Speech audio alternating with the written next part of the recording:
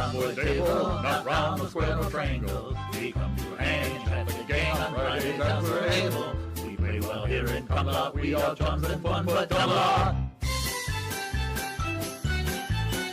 We're nice round boy table, our host is formidable. He runs a strange, loves insane, but sure he's quite unstable. He's automatic in Camelot, but seems never to have done a lot.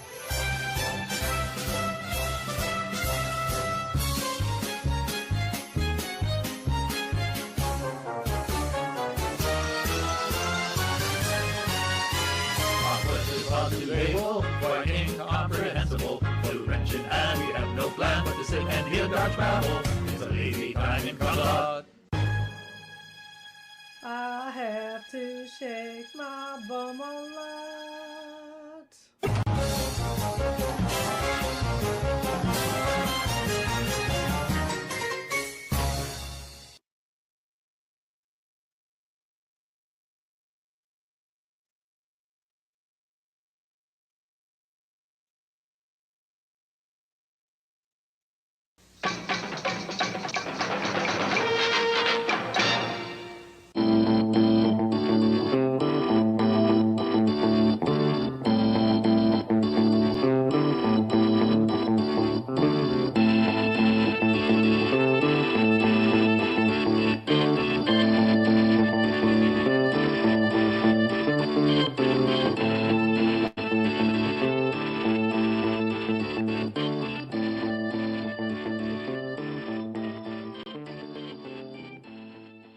This channel is a not-so-proud member of YouTube's all-encompassing special society of heavily overwhelmed layout enthusiasts. Check any railway show, check any railway club, check any layout, check your own house. You'll find one of us somewhere. Warning, the content of this stream is not suitable for children under the age of 16.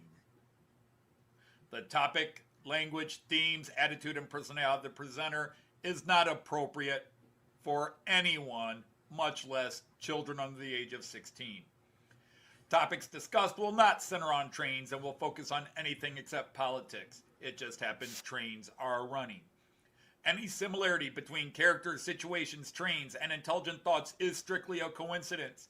Any rebroadcast or transmission of the stream without the expressed written consent of Major League Baseball is strictly prohibited. Viewer discretion is advised. Remember the 3 rules for model train layouts and pretty much anything. It's your layout, do what you want as you want. Do not tell someone else what to do unless they ask you directly what they should do.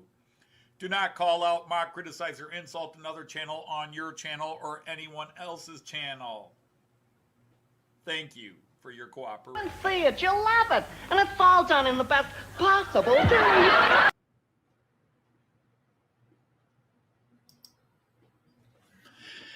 Hey everybody, happy Friday, happy Halloween. Welcome into the great feast hall, ye knights of the rhomboid. It is indeed Halloween, and I'm not really doing much to celebrate it except the crazy train arrangements I have. So let's go straight into greeting everybody who's here. We have Sir Tim of Dowd, our CEO, is here. Sir Lee from Anfield Road. Sir Digger of Evans. Sir Greg from Great Northern. Sir Andy, the hot dog pilot. We have Sir Heath of Humanity Junction. We have Sir Ifo Fanzon. We have Sir Leslie of Gilpin. We have Luma, long time no see. Welcome in. We have Dame Mara King is here. Sir Mick, the Royal Barkeep, is here. Sir Dino is here. We got Sir Tom of Couples, Sir Chris from the Valleys. Let me see. Sir Aaron of Aaronville just popped in. And that is all that I'm seeing on my list at this moment. I don't know who else was here earlier.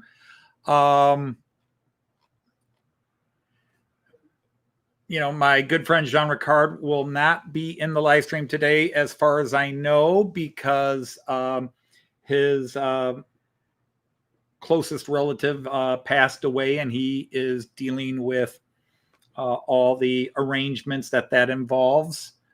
It was his mother's sister, who had no children, and so he's the only close relative she has. So keep a thought out for that. Sir Eric from Von Don Eisenbahn.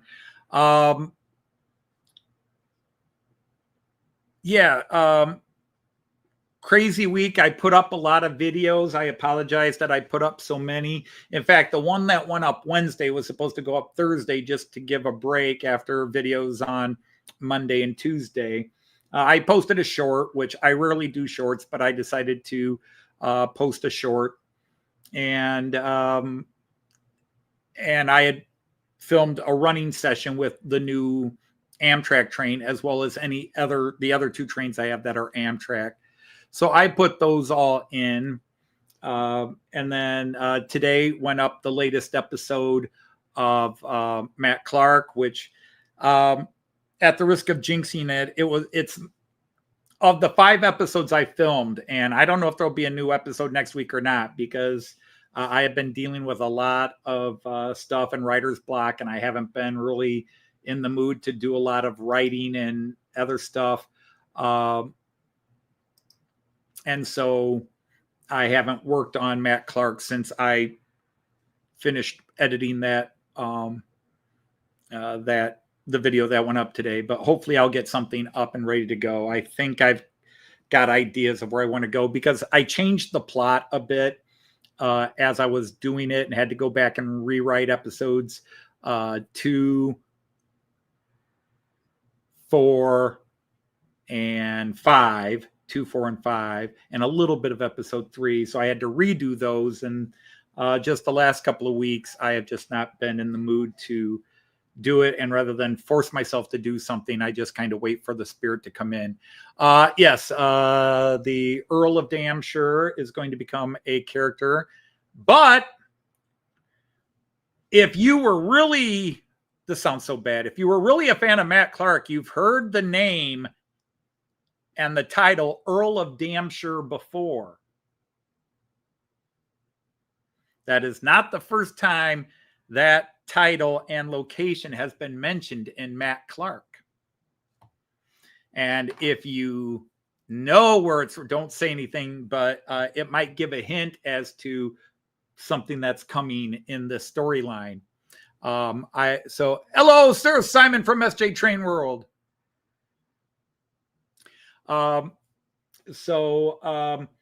Joyce had the day off work today, and we're dealing with, well, anytime Joyce has this off, she had what are called conferences. I don't know the UK if you have parent-teacher conferences, but basically the teachers teach on Wednesday, and then Wednesday night they have to meet with parents, and then all day Thursday, including into the evening. And if they do the conferences Wednesday night and Thursday night, then they get Friday off. So Joyce did all her conferences yesterday and Wednesday night. So she was off today. The kids were off, the students were off yesterday and today anyhow. But be that as it may, Joyce had her day. Hey, Sir John Benicki, it's great to have you here. It's been a little while. I know new job and everything has made it harder to come in. So it's great to have you here. Sir Tom of Couples, our Sergeant at Arms, is here. Great to have you. And then we're dealing with the aftermath of our new stove, because this is where it gets crazy. Our old stove died a couple of weeks ago, and we elected to buy a new one, which led to me being able to afford the Amtrak train. The new one is an induction. And so Joyce went online and ordered from Amazon a box of induction cookware. So when it arrived and she started sorting it out and tore up the boxes and put it away, she started reading the instruction book, and it says, not for induction ovens.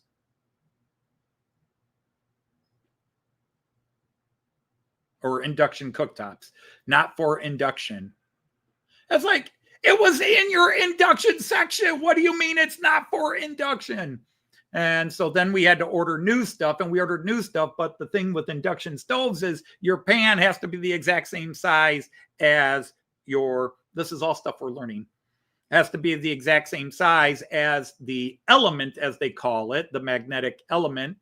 And several of the new pieces we bought that are for induction do not fit the elements. So now we have to go out and find additional cookware. Some does fit and some doesn't. So it's been annoying. Joyce has actually been rather depressed and upset by all this crap since we bought the new stove. And the last thing I could say is, yeah, maybe we should have just bought another gas stove.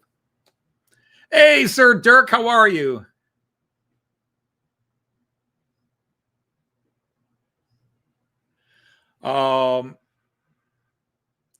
Andy, I only have one. Oh, okay. I'm catching up with chat. Yeah, and the thing is, our new oven, we have an air fryer, but it's a small one. So it might feed 2 to 3 of us, but not when we have the family together. And we still do enough big family dinners on the holidays that we do need a full stove, as well as cooking pizzas and such. Our stove does have an air fryer to it. There is air frying with it. But yeah, it's now we got to figure out how. So after the live stream tonight, Joyce and I are going to be experimenting with cooking some things to see if we can figure it out. But we still got to go out and get more pots and pans because some of the ones that came with it don't work. Well, hello and thank you, Ray. Appreciate it. And the other big thing is, so that's what our week was mostly occupied with. I had to have a professional electrician come in because I didn't want to mess with running a 220 volt dedicated 50-50 split amp. Actually, it's a 100 split amp. It's a 50-50 split amp breaker into the box. That has to be done by a pro. I am not certified to do that. So that cost us quite a bit of money to have a dedicated electrical line dropped in as well. But yeah, other than that, it's just been a fast week with a lot to it. And it's hard to believe it's Friday already. And it's Halloween. My grandson will be coming over. Maybe we can talk him into coming down and being on camera before he goes out trick-or-treating. He'll be here about 5:30. Joyce has had the day off work, but she won't come down to her usual time. So yeah, I actually need to mow my lawn one last time, which means it'll be in November. Now we are thinking we're planning on going down to Deschler, Ohio to meet like the people from Stormy Sky Productions are going to be down there, and a couple other people, and hopefully we'll meet some people that it'll be nice to meet. We're just going to go down there briefly, say hello, meet some people, and then drive back up to Toledo because Joyce has got a lot to do tomorrow, but we said we'd come down. So we're going to really do everything we can, leave in the morning, go down there, try to catch everybody. I'm not quite sure what time it was supposed to be in Deschler all of a sudden. I don't remember. And, but I think they've got something posted on their page, and I think it was like noon. So we're going to go down there. Trackside Mike's going to be down there, so it'll be nice to see him again and meet the Stormy Sky people because they've been very supportive of our channel, not just our model trains, but our comedy stuff, the pun songs and the Matt Clark stuff. They're very supportive and positive towards that. Comment on every video. Speaking of video, now I've got a few people like Monsville post a new video. I didn't get a chance to watch that because we went out to lunch with my daughter and Joyce, and Kyan. And I saw that Tony Pinnell's Tony Northeastern has posted a video. So I'm looking forward to seeing what's up with him. And hello, Sir Andy from March West Junction. Thank you for popping in. Your sense of adventure went on a gap year and didn't come back. Lives in Tibet, I believe. Hey, Sir Andy of Puff Candy. Yeah, it does. It's not the highest end, but it was an expensive one. And so we are definitely, it does, you're allowed a 1/2 inch overhang, but no more. And you cannot be undersized. So you pretty much have to specifically get, so like we have one 11-inch burner, two 7-inch burners, and then a 6 1/4 inch burner. I call them burners, but technically they call them elements. And there's nothing in our manual that says it has the automatic pan size detection. It just tells you you can go over a little bit, up to 1/2 inch, but you cannot be under. So if you have a 5-inch, and so the cookware we bought, one's like a 5-inch saucepan. It's like, nope, can't use that. There's a 5-inch mini skillet. Can't use that because they're too small for the smallest burner. Anyhow, let's show you what we got. Well, that's just it. We didn't want to go electric per electric, but the new induction and convection ovens are supposedly more consistent and better. I was happy with gas, but Joyce is one to go because they're supposedly more efficient cookers. They use less energy. They also, like gas stoves, as soon as you turn a gas stove off, everything is cool, except right where the grate was being heated. But these supposedly work much better that way. So Joyce wanted to give it a try, and who am I to say no? All right, so anyhow, let's go and see what we've got on the train today. Let's go to the 11-lane view. I don't have any spooky theme. My theme is to frighten off rivet counters today.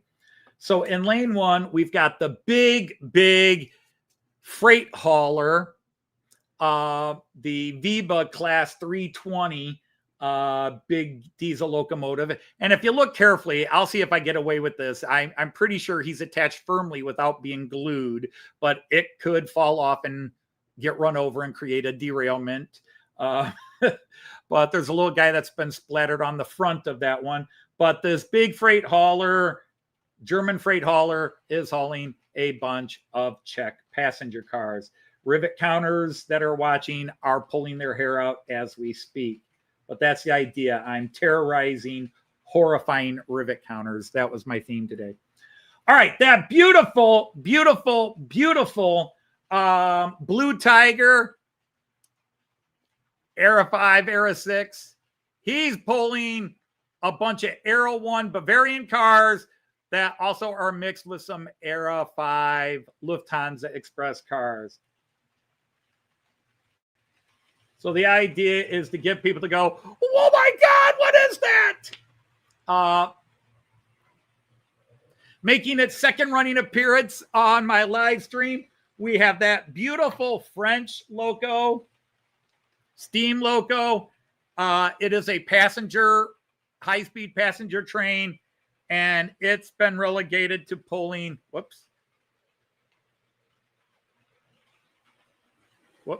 I had it right the first time.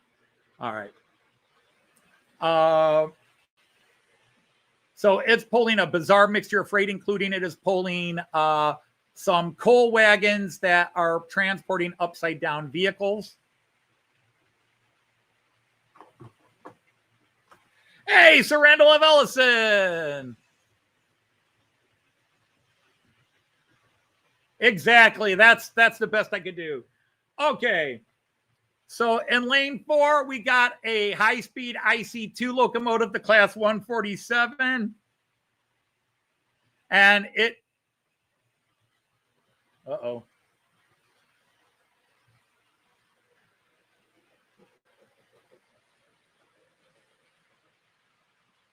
Somebody... Ah, there he is. Okay.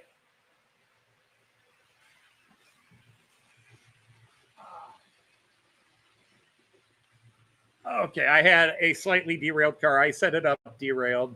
Actually, I bumped it earlier and checked and thought I unclogged the mess, but apparently I didn't.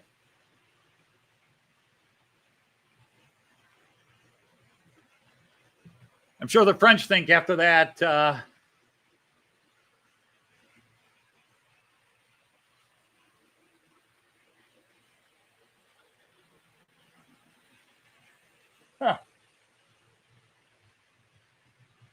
Yeah, and I've also got 2 trains running backwards. Oh, well.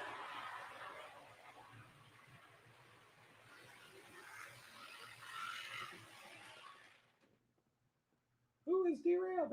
Oh, you're derailed. Okay.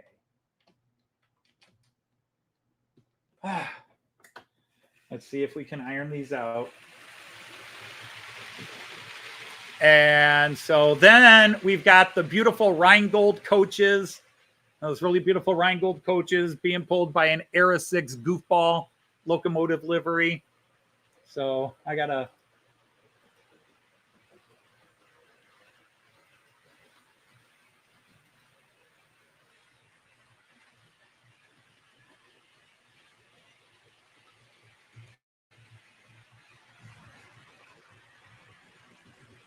And then way in the back, I've got the classic, the Royal Flying Scotsman locomotive. And he's been relegated, so even my British friends will be flabbergasted and frustrated. He's pulling a bunch of cheap German freight. Hi, Monsville. I have not watched your video yet today. I apologize, but it's been a busy day.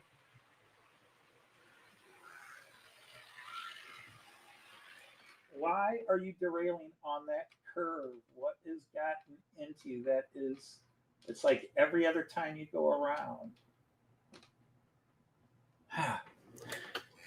Apparently the French locomotive is not happy with what I'm making it do. It's derailing right, or the front bogie is derailing right in front of me.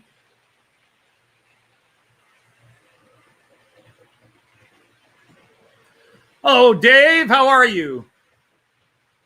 Sir Dave from Scott Rails, welcome in. I wonder if it's the speed issue. And then I just have random past silliness. Yeah,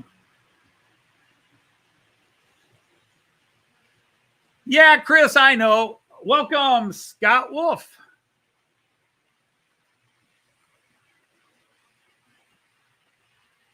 You probably are catching me on the wrong day.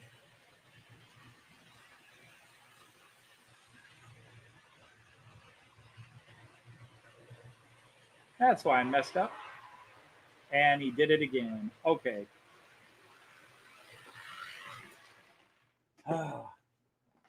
You are going the wrong way anyhow, dude. So we are going to turn you around.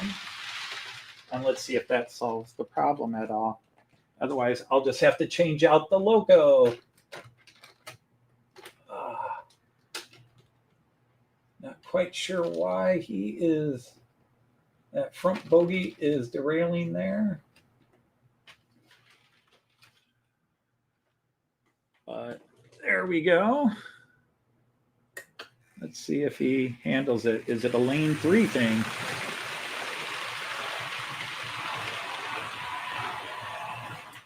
Oh.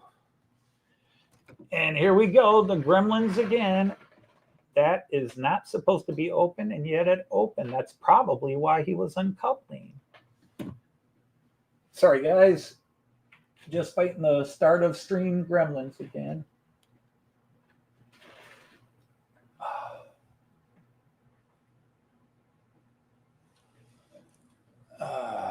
What is...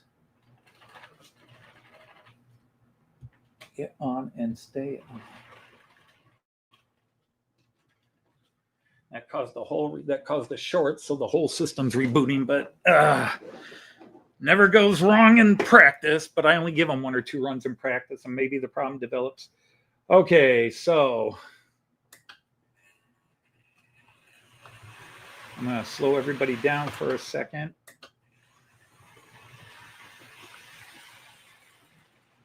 And reboot everybody up.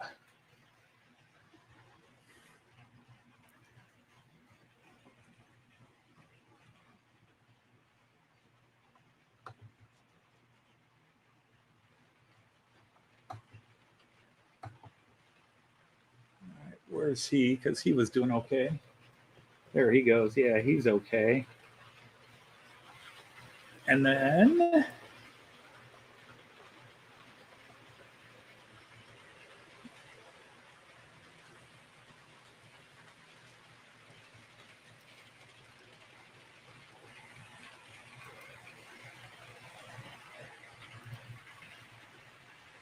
there we go.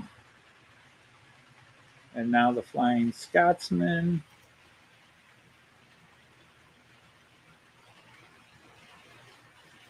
And so now I just got to sort out the Frenchie. All right, so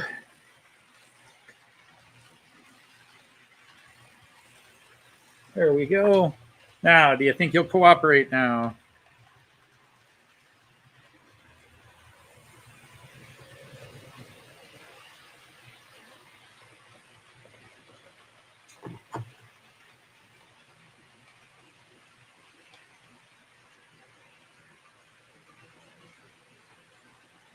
All right. So anyhow, we had a new person in here. My apologies, but the little gremlins have been kicking in. I seem to get them sorted fairly quick, but yeah. I had somebody new here. Hey, Sir Dwight of Curly, how are you? Let's see. There we go.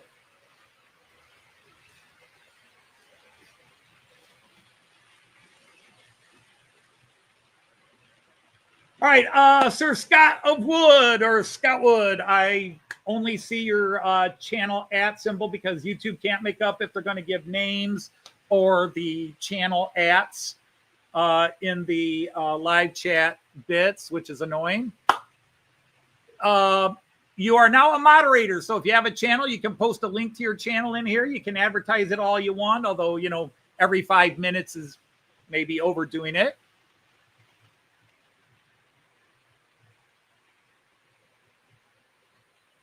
Hello, Sir Jeff. Welcome in.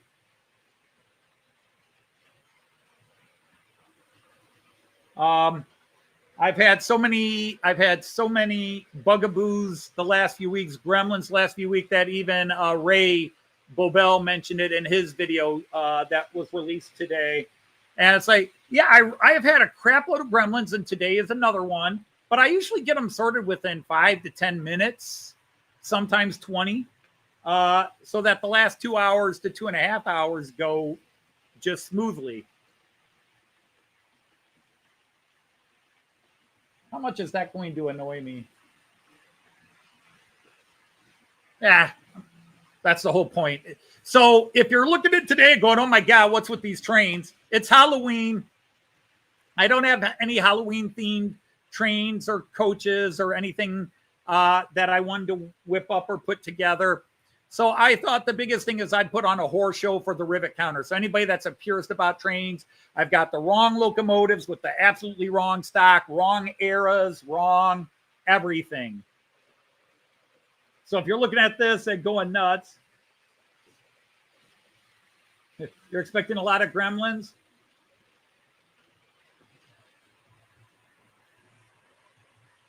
Oh, grifter's an old term, but you're at the club display today. Well, that's cool. So, Randall, your buddy Fredo got another appearance today, and he will be appearing in not every episode, but in most episodes of this series. Fredo is going to have an adventure, but he and Sheldon have, at least for now, parted ways. Hey, Sir Andy just left Cardiff for London. That's a shame because I'd leave London for Cardiff. Joyce and I, London was okay as a tourist to see the sights, but could never live in London. It's just too packed. Now, obviously, you get out to the residential suburb areas, and it's wonderful. I'm sure a lot of channels we follow, they talk about they live in southeastern London, southwest of London. But yeah, the heart of London is just too packed, too dense, too congested, and Cardiff on the other end is just beautiful. Love Cardiff.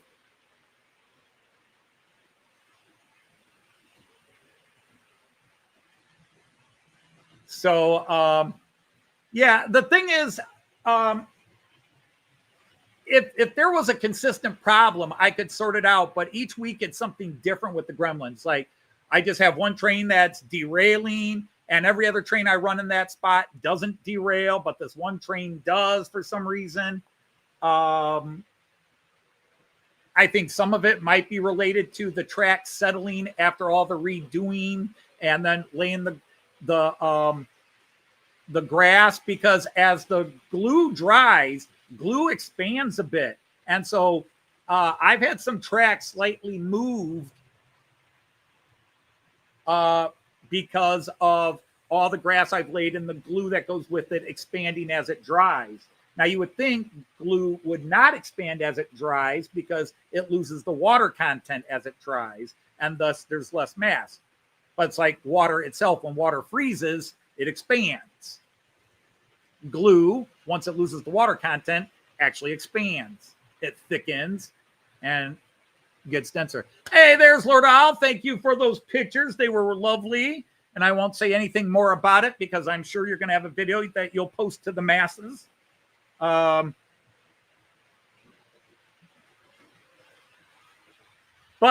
Luma, that's the thing. We check the wheels and the train. It's just now happening where, okay, this train, in some cases we've had uncoupling issues. We're just out of the blue. This train that's run 1,000 times and never uncoupled, the two cars are now uncoupling. So we turn the cars around where we can. And so usually within half an hour of the start of the live stream, I sort what the problem is. Sometimes it's removing a car because that car clearly has a problem. The coach, the wagon, whatever it is, has a problem. We yank it out and everything runs smoothly. So you kind of find out, okay, this is what the problem was.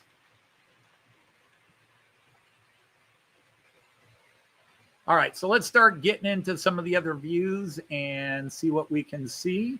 Just bump up a few feet. So I was just, and the floor. Now that everything's on top, let's get the floor going now that I see it. On the floor, we have an Italian Loco making its first appearance on my live stream since it was, on the live stream, first appearance. This Loco came from Herb's collection and it has never run. I did run it in. I have run it in now, but it's never run on a live stream. But this is the Italian Loco that actually goes with the Italian cars, but I had a different Italian Loco that I run with them instead, which actually I believe is a freight Loco. But let's go down to floor cam. And speaking of the A4 being relegated, except it doesn't want to move right now. All right, let's get the Italian guy going. There goes the Italian guy. The Italian job, and he's pulling a mix of teak coaches and beetle wagons.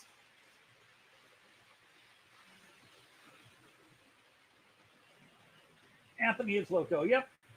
Hey, what's up, dude? Oh, did I accidentally pull a wire out? There we go. And somebody is derailed.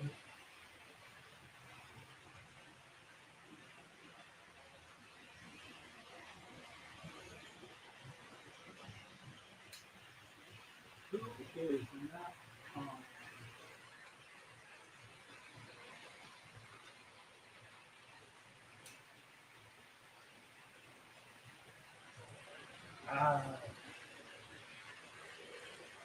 one of the wheels on the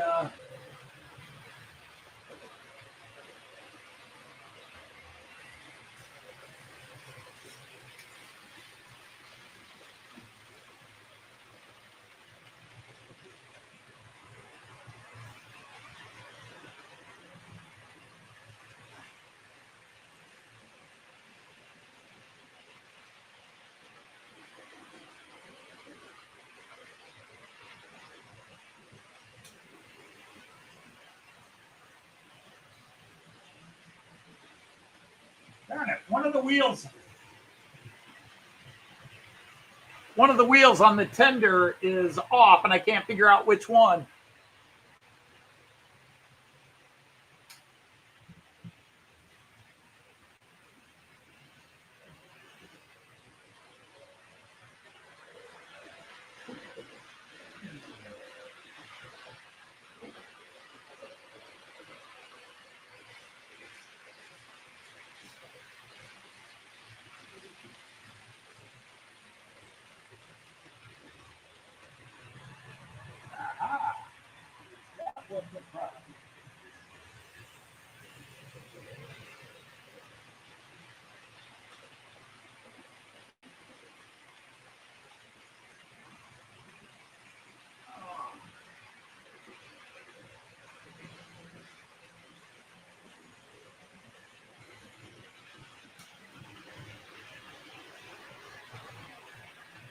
Okay, I think I fixed it. But anyhow, so yeah, the A4 is pulling a bunch of virgins. So the A4 is pulling a virgin. Hey, there's Craig. Saw your video earlier, Craig. I haven't had a chance to comment on it. Had to leave to take Joyce out to lunch with our daughter.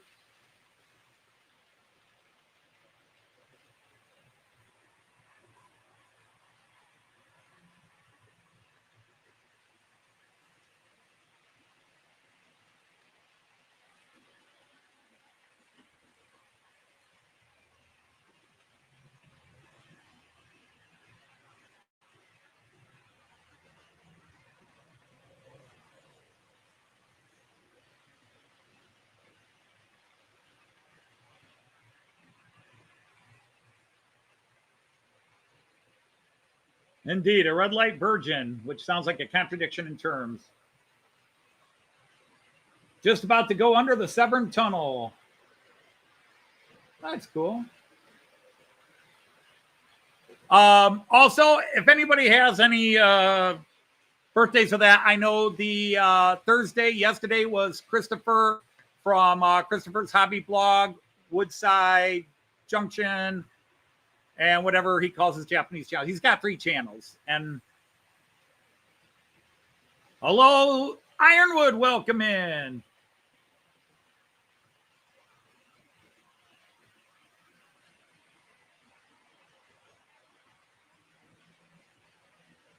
So what am I catching up with? There's a lot of consternation regarding the disaster that was, or I shouldn't call it a disaster. There's a lot of stuff going on about the Horn. Is that what I'm seeing? Something about the Hornby Awards?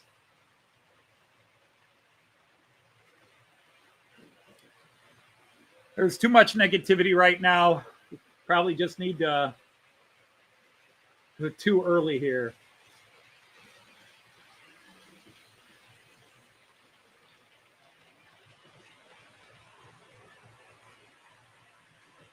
Yeah, so it is what it is. It can't be helped.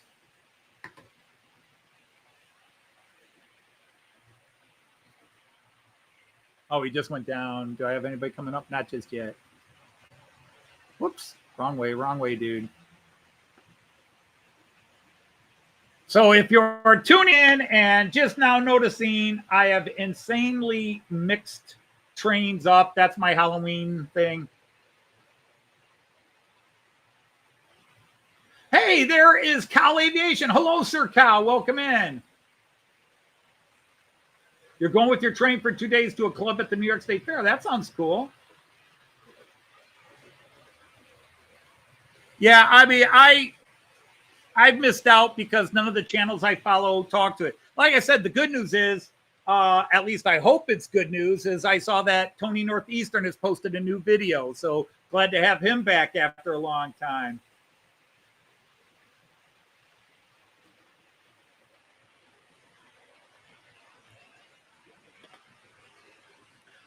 There's no reason it wouldn't, EFO.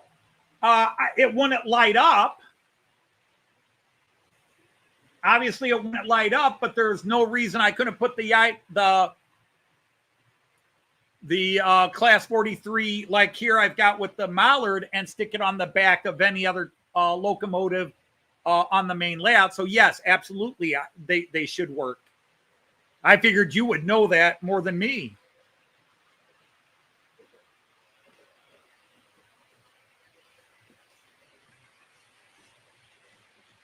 Well, yeah, but Luma, the problem is we call out bullies. We call out a lot of bullies, but it doesn't stop them. And the problem is, even if you call out bullies, they either A, aren't going to change, or they don't see what they're doing as bullying. I'm just trying to help.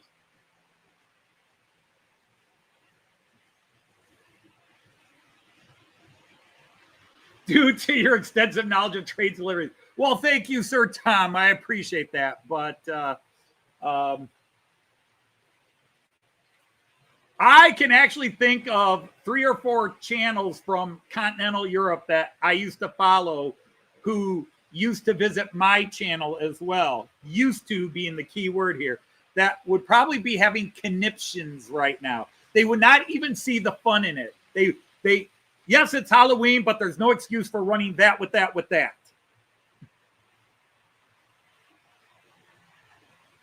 They don't even like the fact that Märklin and I forget if it's Piko Roco actually have Halloween trains. They don't care about that. They're just like,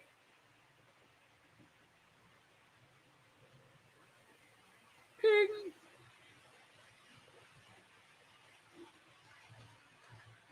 Ah. So it was Alan just sent me more. Well, yeah, I mean, I don't. That's the key term there, John. Do they look good? They're running fine. I've sorted out the issue with the French SNCF. That seems to be exactly. Once in a while, you have to the ribbon counters. Not even the rivet counters. The ribbon counters. Hey, Sir John of Mystic, how are you? The Royal Alchemist.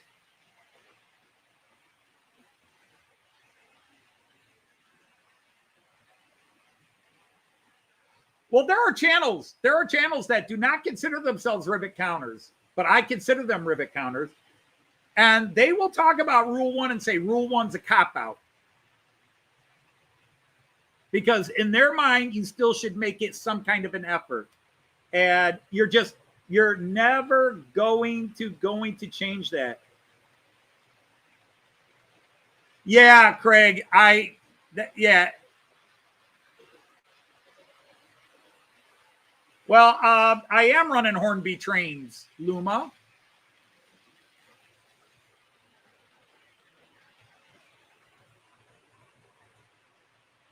I am running Hornby trains. Everything down here except that Italian locomotive, which is a Roco, is Hornby. Those are Hornby cars and a Hornby Mallard there. Or do you guys say Mallard? Hey, Sir Carl is here.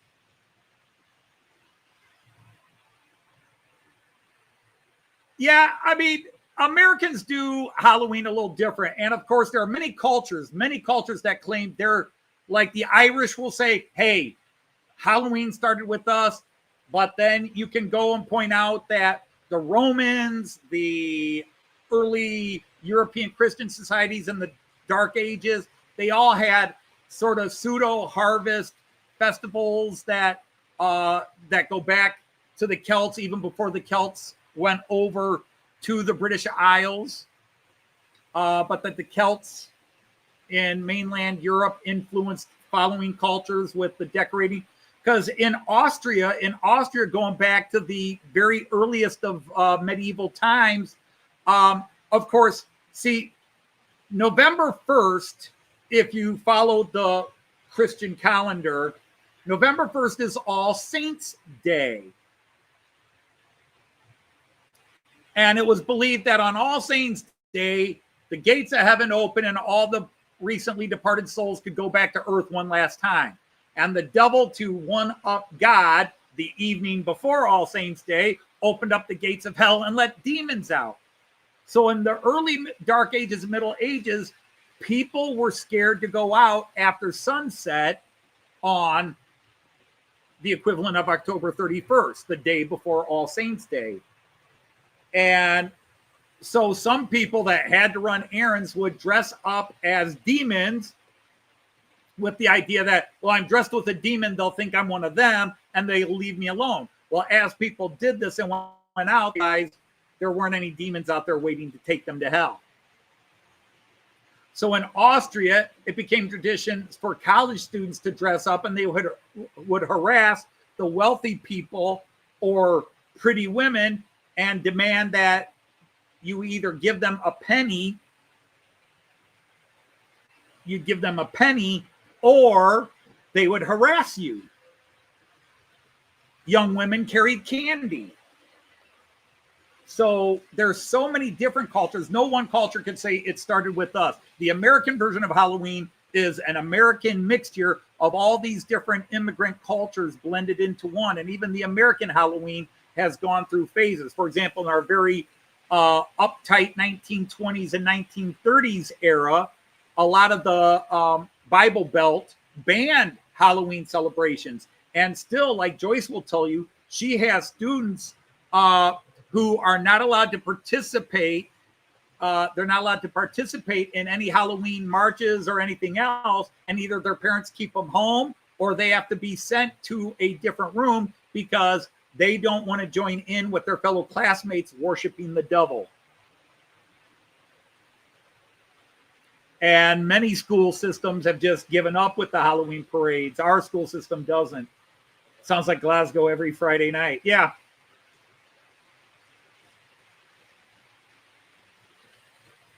Sounds like late Fridays and Saturday nights in Toledo, Ohio, downtown back in the day. It's easier to carve a pumpkin than the traditional field turnip. Yes, it is easier to carve a pumpkin. It's a much better gourd. But of course, in Spain, you had Dios los Muertos, you know, the Day of the Dead.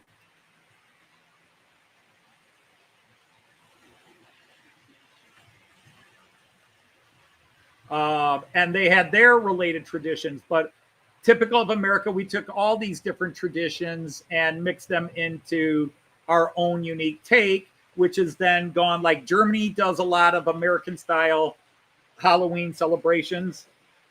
And so all, you know, no one culture gets to say it started with us. And as Americans, we're the last of the line, and we just created our own unique version, which then filters back to people influenced by American culture or lack thereof.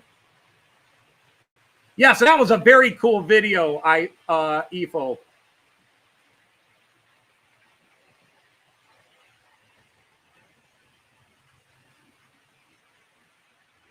Keep a low profile. You need new specs. Ah.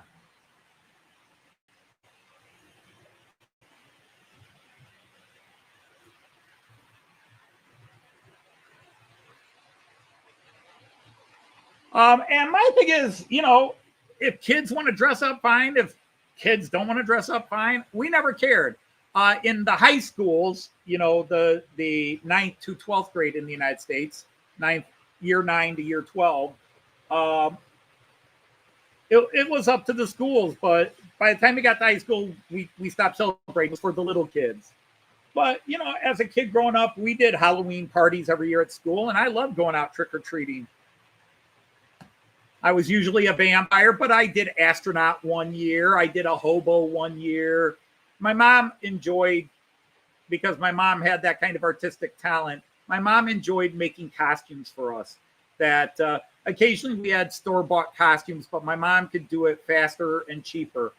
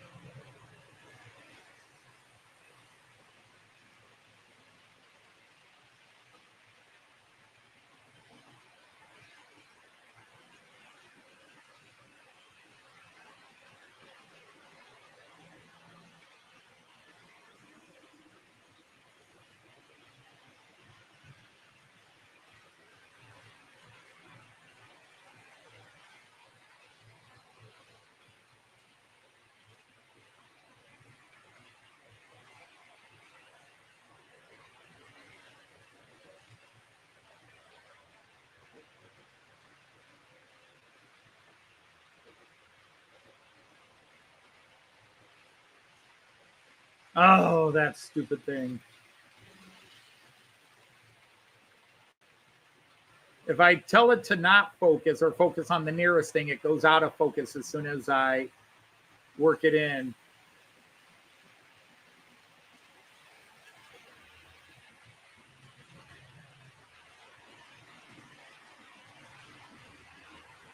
Oh, now it's just going to be awful. Why will you not let me? Oh, there it is. Why did you do that?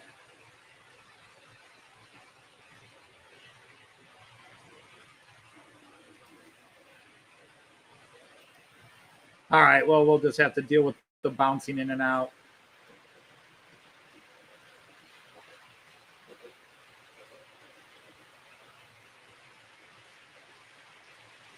Hey, Sir Clive is here. Cool video today.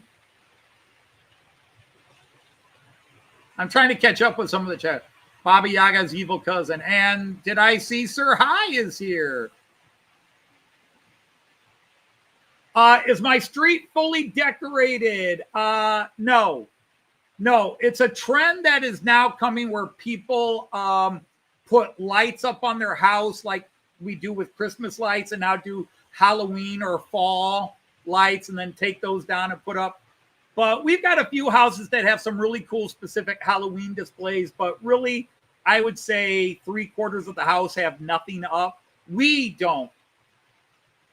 I always wanted to turn my garage into a haunted house thing that kids could come over and do, and we never did it. When my kids were little, we always talked about it, and I never did it. It's one of those few parental regrets I have, that I should have tried to work a little harder and come up with an idea and done it at least once for my kids, because they always wanted to do it, and I never did it. 45 viewing. Well, no, we tend to be 40 to 50 at least sometime every week, regardless of what I'm doing. I think the most we've ever had at one time, a peak viewer, I think we broke 70 once. And we've broken 60 a couple of times. But 40 to 50 tends to be the norm. Occasionally, on certain days, we don't even break 40 peak viewers. In the end, I look at total views, and I tend to get 350 to 450 total views on my live streams, which I find phenomenal. But I know many, many people are listening in the background, and many others will email me and text me and say, hey, I'm sorry I wasn't in a live stream. I'm watching it on catch up. And that people actually do watch this surprised me. Now, I do that. Like, I'm no longer able to attend Richard or Mark from Dunnacle Dad's live streams on time because of my current schedule I have, where, whoops, I'm going the wrong way. That's the way I wanted to go. That was weird. That was, open it. But I'm not, I have a scheduled appointment that goes from about 2 to 5 every Wednesday. Appointment. There's just somebody I meet up with every Wednesday, and we just yak away 2 to 5. It's sort of a mutual, just good talking to a friend, but sort of also a mutual mental health thing. And then Thursday, I'm watching Cayenne, and Cayenne does not let me watch Mark from Dunnacle Dad's videos anymore. I cannot take that time out. I used to watch him all day, so he would give me an hour break. But now that he's in school for most of the day, as soon as I pick him up, there is no Opa, you are not sitting down and ignoring me. We got things to do. So it's very hard for me to get in Mark's. Yesterday, because of the time switch, my daughter had, I was able to go into Mark because he was later than he normally is. And my daughter picked Cayenne up early because they had a class he had to go to.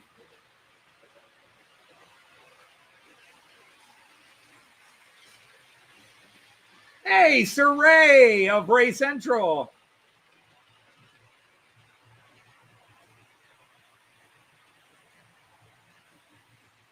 You might be downsizing your Miracle HO collection. as in the stuff you cannot convert to digital, you're going to get rid of, because that's why I'm reading it. I've decided to upgrade my AC analog locos to MM and get the non-sound locos. And that's what I've enjoyed doing.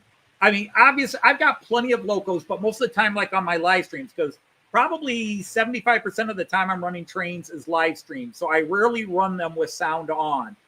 So more and more, I've been going ahead and buying, because I can get them for so much less money, buy these old classic American Alstrom motors, and another $40 for the decoder, and bam. Speaking of which, I just put in my most recent and maybe last Model Bond Shop Lipa order. Because the calendars came in. So sometime middle of next week or so. Any chance? Evo, normally I would say no chance, but after this week wanting to do something Halloween, if I could find it at a discount price, or my next trip to Germany, which won't be for a couple of years, and it's there available, then yeah, I might turn around and pick it up just for the heck of it, since I do have a Christmas train. So Dirk says he's got to take off. Okay, yeah, because ours starts at 6 o'clock. The kids, some kids try to go early, but we have officially 6 o'clock, 6 p.m. to 8 p.m. is trick-or-treating time. And usually we're out of candy by 7:45.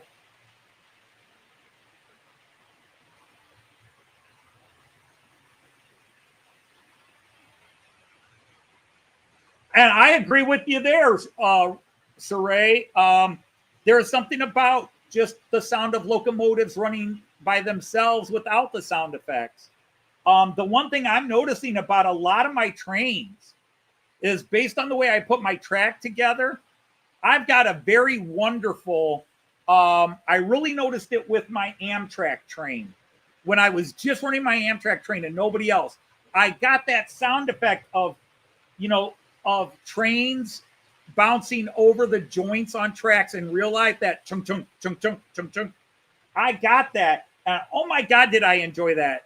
That's why I wound up staying down here and filming it and saying, I think I'll just do a running session, because I was enjoying that sound. It was like rail fanning, where you're just sitting out there listening to the trains hitting, each wheel going over the joint. Chunk, chunk, chunk, chunk, chunk, chunk, chunk, chunk, chunk, chunk. It's a more metallic clunk.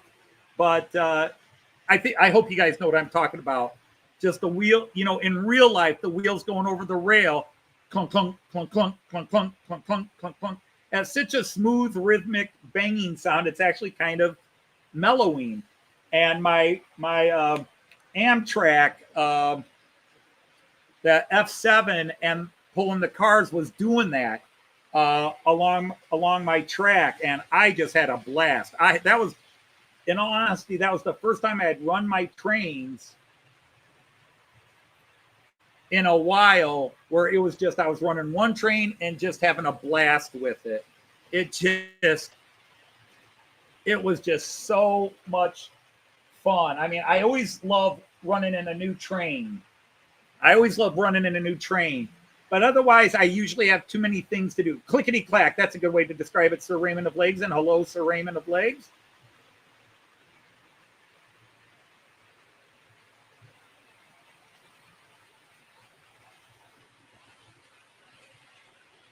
That sound is mostly gone in Europe.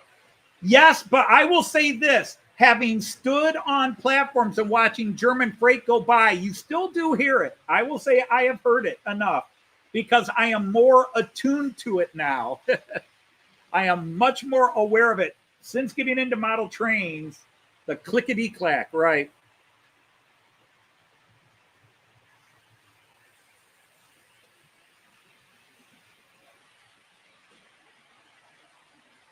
Mix it up with 12-wheeler coaches. Weird. Indeed. Love to hear a train going over a diamond. Well, we are planning at this moment to go down to Deschler. It just depends on what time they said, I can't remember what time they said they're all meeting at Deschler. And I assume that Stormy Sky is on the road. I assume now Rick trains. He only lives half an hour north of me. Rick, if you're in the background listening in, maybe you can tell me what time people are meeting down there.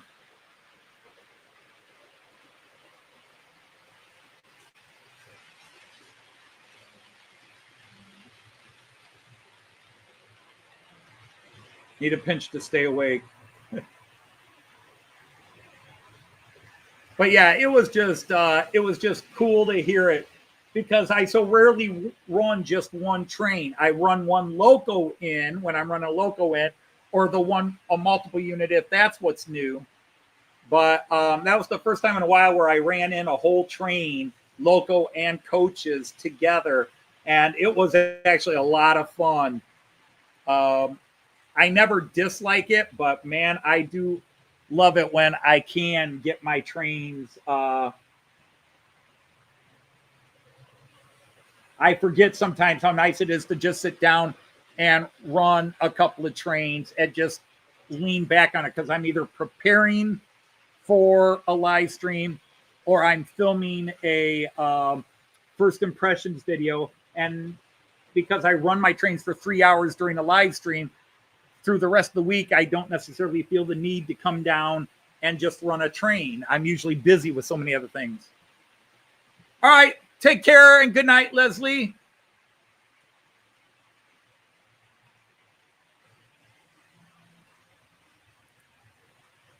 Yeah, it's 8 p.m. over there. Although we go forward or we go back and then everything will be to the normal flip side. But you thought I got some DR Stadt Express coaches. Nope. It's a personal thing. I don't want to get into it. I don't want to be too controversial, but I will not run East German. I will not run Nazi era, and I will not run East German. At least, I mean, obviously, there are Ludmillas that are East German that still run in United Germany, but otherwise, I don't.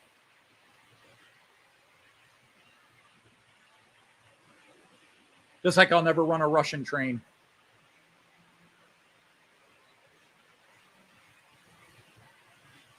You want click? Yeah, that's true. Because when I watch like Leslie at Carlisle or some of Tim's, you still will hear the clickety clacks.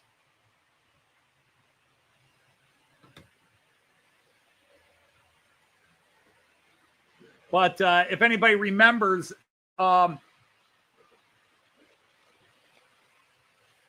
one channel I remember that was so insistent upon doing it was Richard at Everard Junction. Sir Richard at Everard Junction.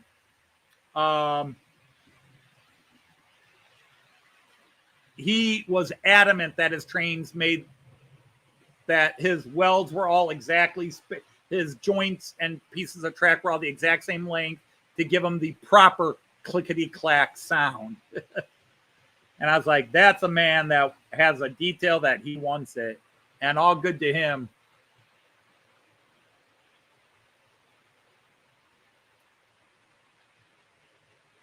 All right, Mara, you take care. Have a good evening. Yes, that is the Era 2 Rheingold that comes with the black Class 18. That is supposedly late 20s, early 30s era. Like 1928, 1931 livery. I have the Bavarian one, which is earlier 1920s, the blue. I've seen people call it blue and white, but it sure looks blue and cream to me.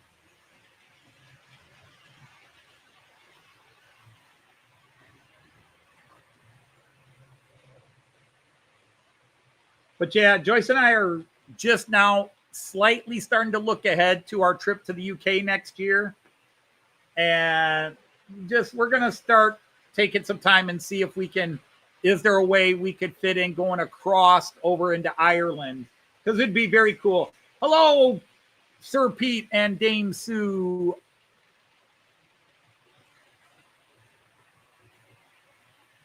At Delft Junction.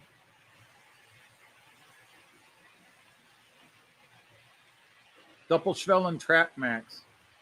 That sounds interesting. You have a blue 212, which will be your first to get upgraded.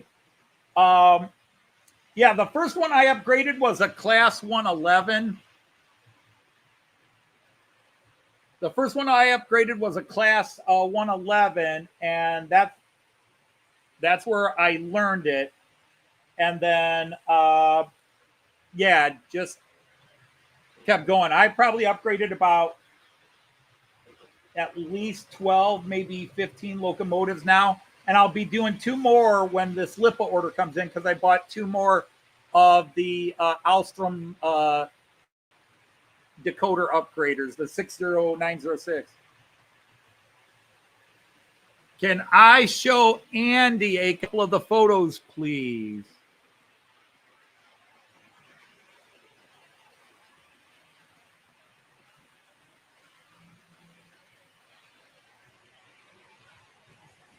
You got to see damn sure.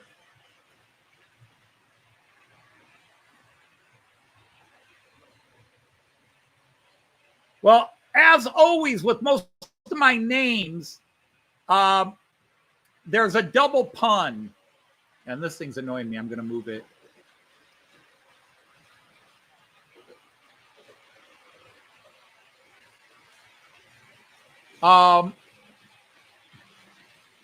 But, you know, knowing the British derivation of pronunciations, it's pronounced damn sure. So it's a play on you better be damn sure. But it's spelled Dampshire. So there's that pun shall come into play. But again, even Joyce, and nobody knows the inside world of Matt Clark outside of me better than Joyce. And even Joyce did not originally catch that they are being pulled in, that they are being asked to visit by the Earl of Dampshire.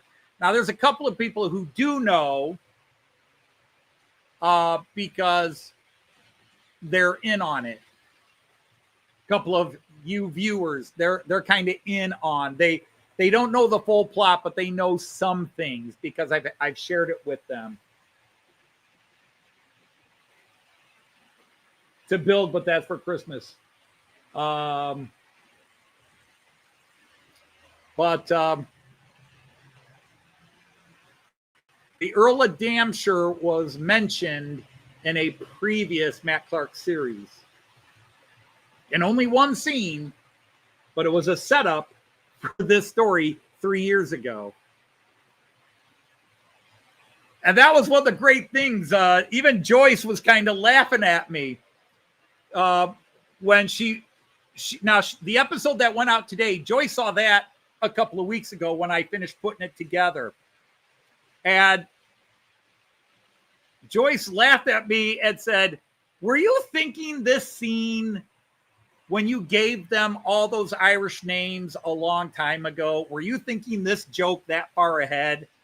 And I said, "Not this exact joke, but yes, it was there."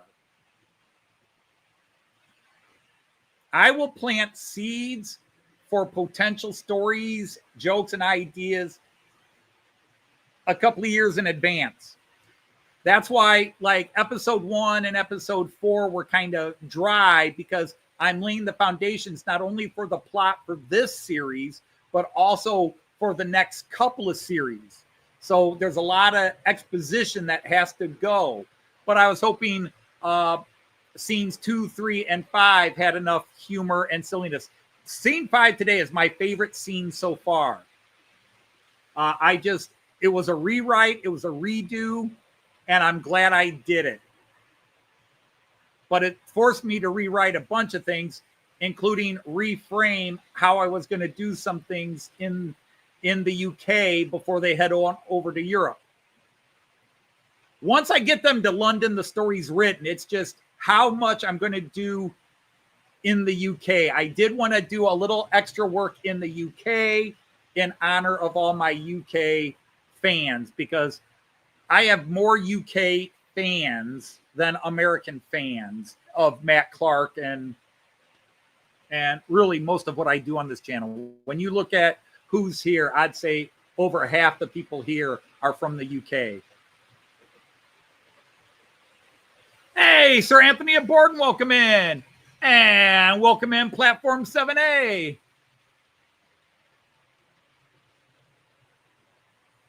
Do I get to see the secretary's knees? Well, I love that joke. That goes back to scene 3, where Nucky Buster and his wife Belle. He's the acting mayor, which will actually be part of a further plot line in series 5 or 6. He's the acting mayor, and his wife Belle is now the secretary. And I took all the jokes about when the guys from the SECS show up and harass Daisy. And I had a lot of fun turning that entire scene on its ear with their reactions with Belle Buster. Eyes above the neck. You know, Belle's like, eyes above the neckline, gentlemen. And Abbott Costello is like, that will be a no problem. And the other guy leaving is, hell no, I'm not looking up there. But today was just funny. I really would have loved to have sat in an audience with fans of Matt Clark for today's scene, because you have the scene where Fredo, and I don't want to give too much away, but where Fredo throws what he throws out the window, and then the next cut scene is to the baggage cart scene. And how many people are like, oh, I know where this is going. And just how many got surprised by what happened in that next scene. I want to know how many people said, oh, this can't be good versus, wait, what the hell just happened? The only thing I regret is that I really need to do Diesel Dan's voice a little more shocked. Like, what the hell happened here? Well, all I did was push a wobbly cart over there. And yeah.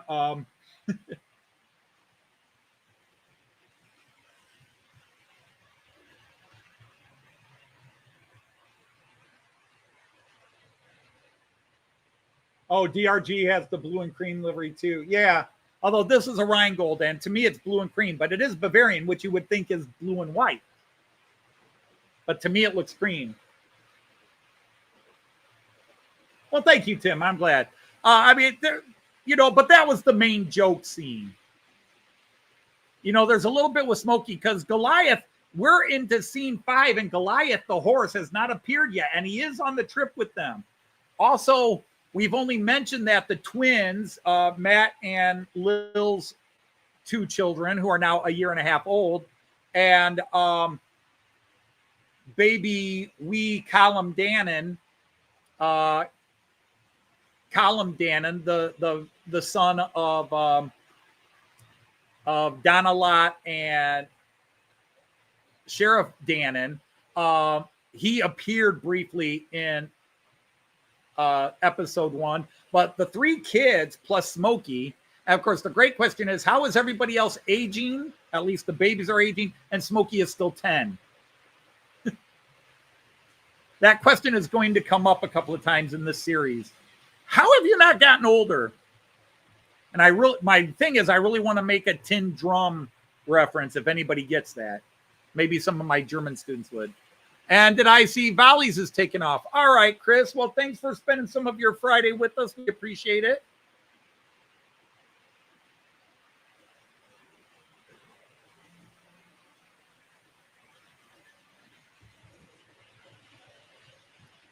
Yeah, Black Tuomo. They're Black Tuomo. Which is absolutely mind-numbing book because I had to read that in German in college. I had to read it. And then we watched the movie. And wow, that's a twisted movie and book. But basically, it's a kid who an accident happens to him and he doesn't grow up. And he experiences the rise of Hitler and his group.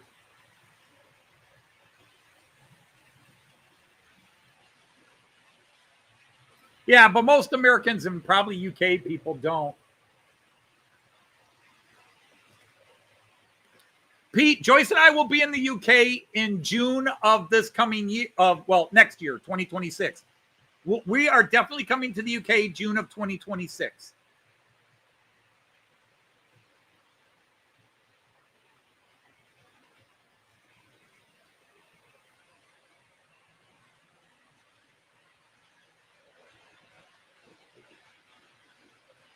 And then we're going to Australia in 2027, but we're also looking at going to Germany for Christmas markets. So a couple of weeks in late November, after Thanksgiving, before Christmas, Joyce wants to see Christmas markets in Germany. So we might turn around and go to Germany for a couple of weeks, but that's the year Joyce retires. So we'll be able to do both trips.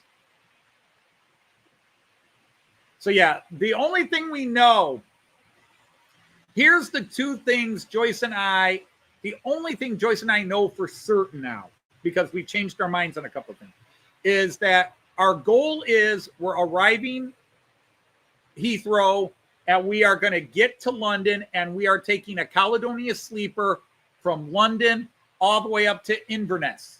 And we're going to spend 5 days to a week at Inverness. If it's a week, it's because we're also going to try to get down to Glasgow. Otherwise, it'll be 5 days in Inverness and 2 to 3 days in Glasgow.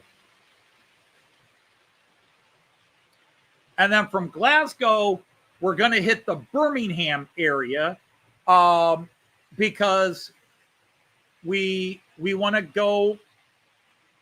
We're thinking of visiting Stapfold. We're visiting Stapfold. We also want to do the Severn Valley Railway place, and maybe that's where we would do our get together rather than going to York, because we had talked about we'd go to York and have a day where everybody could visit at York, but we're thinking, we've kind of decided, nobody specifically said, well, if you're going to Severn, I can't come. I'm sure there'll be some people that say, but it'll be on a weekend where hopefully people don't work. But we're going to try to have a meet and greet for anybody that can meet us and wants to meet us at Severn Valley. We don't want to make it about us, but, there are many of you we want to see. And one get together seems easier than trying to travel and visit everybody separately, because we have got a lot of standing invitations in the Ireland, Wales, England, and even Scotland to come and stay at people's houses. But we really like the idea of kind of being on our own, not living with somebody, and doing what we can. All right. Good night, Mick. Have fun with your games. Hello, Sir Aaron from Manshed. So, yeah. So after we do what looks like it'll be the Birmingham, the Midlands area, somewhere in the Midlands, the next thought is we're going to go down, and the town we picked out, we could do Bristol, but for us, it makes more sense to go all the way down to the small town called Yeovil. And the reason we're going to Yeovil is that Yeovil is a big enough town where we probably can find a nice inn or bed and breakfast or whatever to stay. And it's nicely between East Coker, Somerset, and Middle Chinook, Somerset. And there are 4 generations, according to my family history, 4 generations of Dodges were born in East Somerset and died in Middle Chinook. So we're assuming that they were registered as born in East Somerset, and then the funerary cemetery is in Middle Chinook. And yeah, that's exactly right, Ifo, is that they reopened all of York temporarily, but by the time we're there in June, they're going to have the main hall with the mallard and everybody blocked off anyhow. So to me, there was no point going there to look around. So maybe we just meet at Severn, and if we all want to ride a train together, we could do one of those little heritage rides. But I don't want to cost anybody any more money than what it would take them to come up and have a lunch with us or say hello. Devon is a long way from you, but yeah, because you're towards the east, aren't you, Delph? But we're going down to Yeovil and that area, and then the last idea before we leave is that maybe we go over into the Kent area, go see the Cliffs of Dover, but also there's a lot of YouTubers that are there. Alan from Buckland Junction, Alan Reynolds, Pete from Torrington Road is in that part of London. I'd like to go see not the heritage Battle of Hastings sites, but what some people I respect consider the actual site of the Battle of Hastings, the Crow's Bend or whatever it's called, Crow's Nest, Crow's Bend, whatever that is, Crowhurst, something like that. Anyhow, which based on the ancient records, the area in the terrain in that area matches much better than anything at the official. But so see that area of England, and then someday we'll go visit. But again, maybe we don't go to Dover. We try to catch a budget flight trip or ferry and go over to Ireland for a few days. And it would be very cool to go up to the Donegal Railway and see Mark's place and that beautiful area Mark lives in. But, to be honest, it's all beautiful over there. The people are beautiful. The different parts of the country. I know, it's like Toledo. Toledo's got some real garbage areas, but it's got some real beautiful areas. And that's true of most places.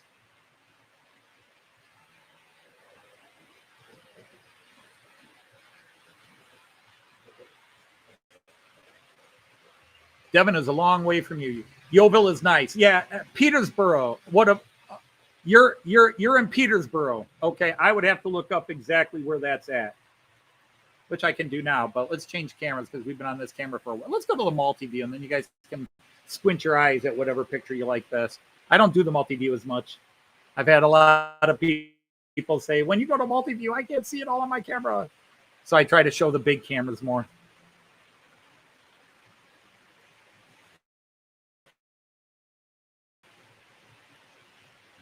Da da da da da da da da. Goob it is. Goob it is. And then here what's new on Chrome.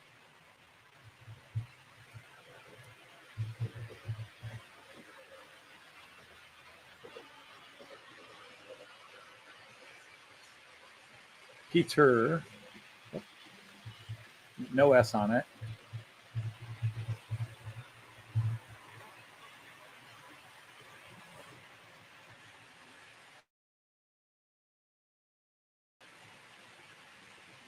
From Birmingham. I mean, relatively speaking, you're not far from Birmingham.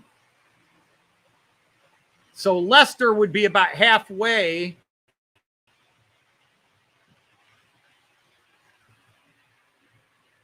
Because one of the things I want to do is I want to go to the Bosworth battlefield.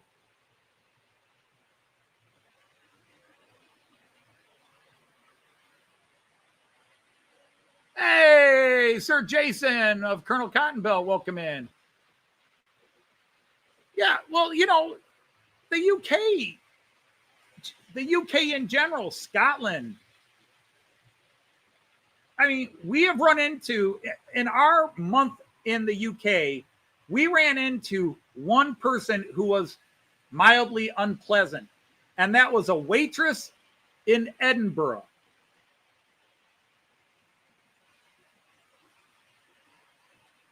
And that's because my wife and I had a 1:00 ticket to Edinburgh Castle or whatever it was. We had a 1:00 ticket. And we got there at about 12 to 12:05 and ordered lunch, knowing it would be tight, depending on how quickly they served. So we ordered just a couple of sandwiches. And this family of 6 came in, sat down, ordered, got their food. This older couple, older than us, came in, sat down, ordered, got their food. And this young couple came in, ordered and got their food. And Joyce and I are still waiting for our sandwiches. And she never came back towards our table. And one time I saw her across the room and I kind of pointed to my wrist, like, asking, where is it? And she just moved on. And we did get our drinks. So I left a 10-pound note on the table to cover the price of the drinks, which was more than what the drinks were. It was a very generous. And we still hadn't gotten our food at 12:45 and we had to leave. So I just got up and I told her, and I said to her, I'm sorry. And I gave her I'm sorry, we've got to go. We've got to go. And she just shook her head. And as we were walking out, the manager asked, what's up with them? And you could hear going, oh, they're just grumpy, impatient. I was like, she must have been having a bad day. And Joyce and I have worked that job. Joyce and I have both worked as waiters in restaurants. We understand bad days. So, and I was trying not to give her a bad day. And anybody who knows me and has met me in public knows I am very generous and very easygoing at stores and restaurants because I've worked that side and I know what bad days are like. And sometimes it just can't be helped. But whatever it is, our meal never came.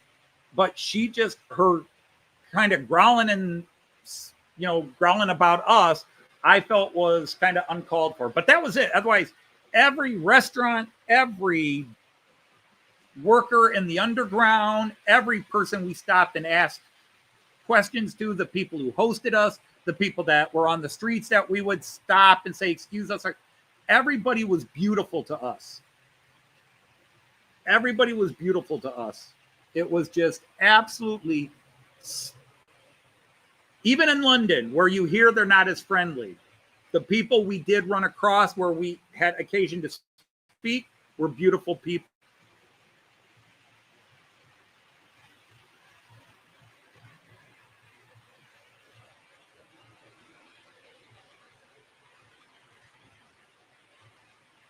Oh, well, that's interesting, Raymond.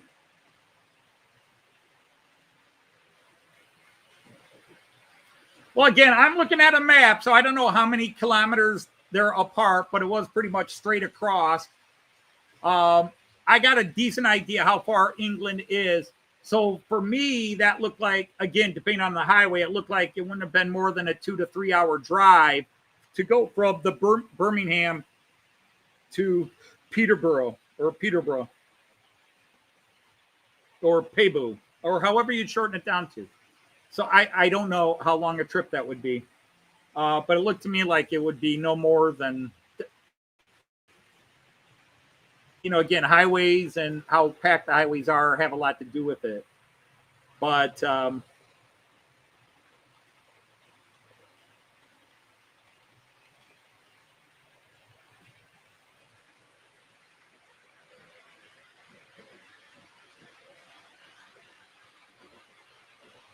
nothing stops. Yeah, that's true. There's that old song, Nothing Stops in Peterborough. About 1.5 hours. Okay. So again, for me, that's doable.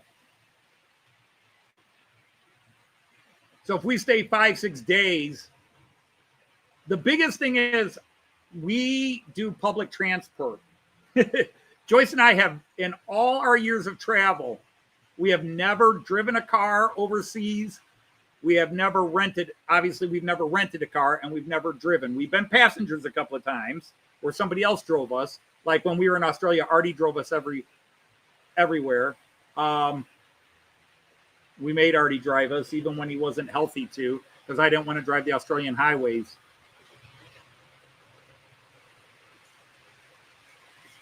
Battle of Bosworth is only 30 minutes from you. But we are spoiled because in Germany, it's very easy to get to pretty much any little burg we want to go to by public transport. There are some where it's a little harder, where you got to wait an hour and a half for the out-of-town bus that goes to the outer reaches. But we work the schedule out and we do it. Okay, the last bus leaves this area at 7:30. And I always take the second to last bus if I'm using buses where we're going to stay late in an area where not a lot of buses go. I always take the second to last because in case we miss it, there's one more. I don't want to call an Uber driver.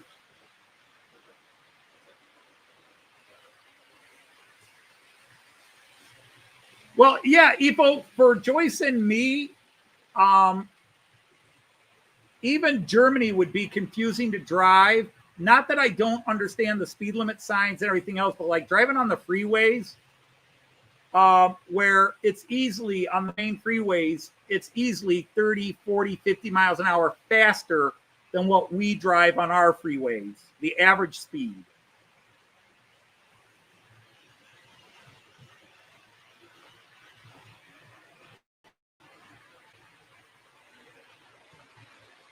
You know, when we have a 3-lane highway in the United States, the far right lane is the speed limit to, you know, give or take 5 miles an hour. The center lane is the speed limit to 10 to 15 miles over. And the right lane is whatever the hell you can get away with. And so you'll be doing, it's the speed limit is 70 miles an hour. And so you get over the right lane, you're doing 75 to 90, and there's some idiot in his giant pickup truck comes flying up because he's doing 105, and he will ride your bumper with his lights in your rear view mirror, waiting for you to get over so that he can keep going.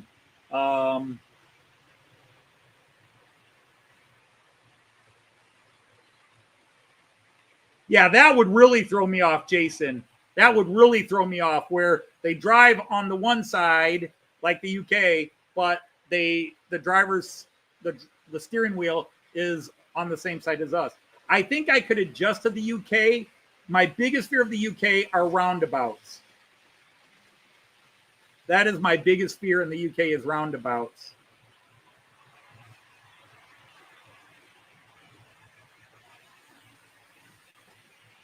Whoops. Not that one either. Just missed that one. But if you, those of you who are just turning in now,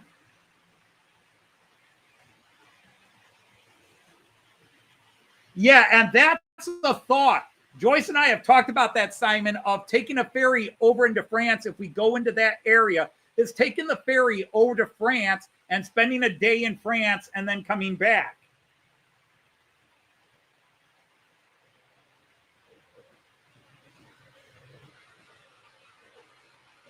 Yes, they know how to use roundabouts, but Calais, yeah. I know what you meant, though, Calais. So Joyce and I have toyed with that idea, taking the ferry across and like, oh, let's go spend a day in France just to say we were in France. Oh, John, we've got tons of them here in Toledo now. Over the last 10 years, they have been putting them everywhere. And there are also lots of damaged cars because idiots don't know how to drive roundabouts. But see, while I can handle the American roundabouts, those UK double roundabouts that I was with Graham, I just remember thinking while Graham was driving, like, well, maybe we could do this next time we come to the UK and rent a car. And then we hit the double roundabout. And that was like, maybe not.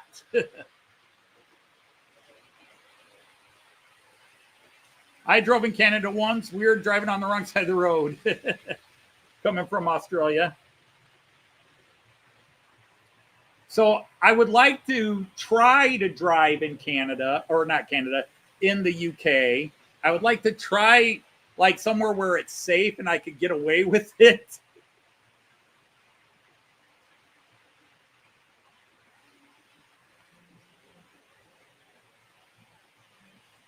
Um,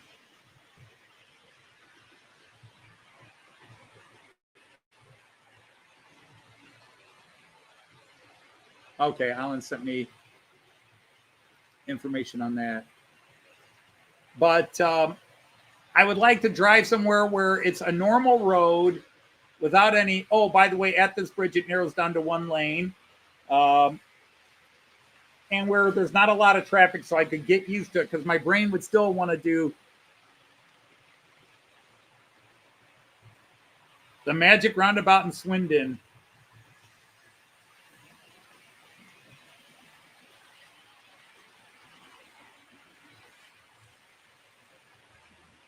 Oh, we have that. About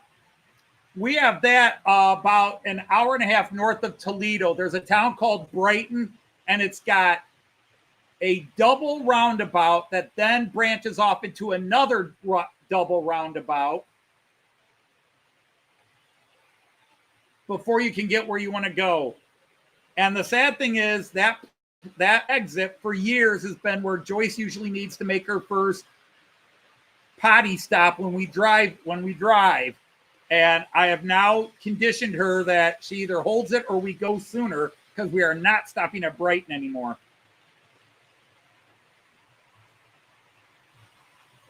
But in the UK, everybody just seems to handle them. I mean, why not? It's been a part of their life all along. But we Americans, we're slow to adapt. We're slow to change.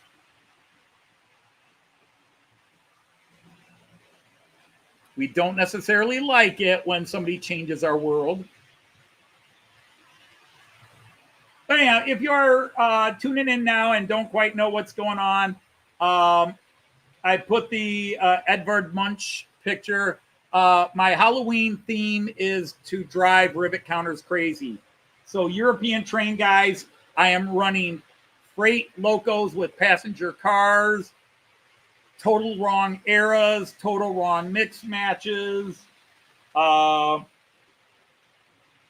If you don't know your European trains, then you probably don't really see anything weird or different. But freight trains with passenger cars, wrong countries, wrong eras.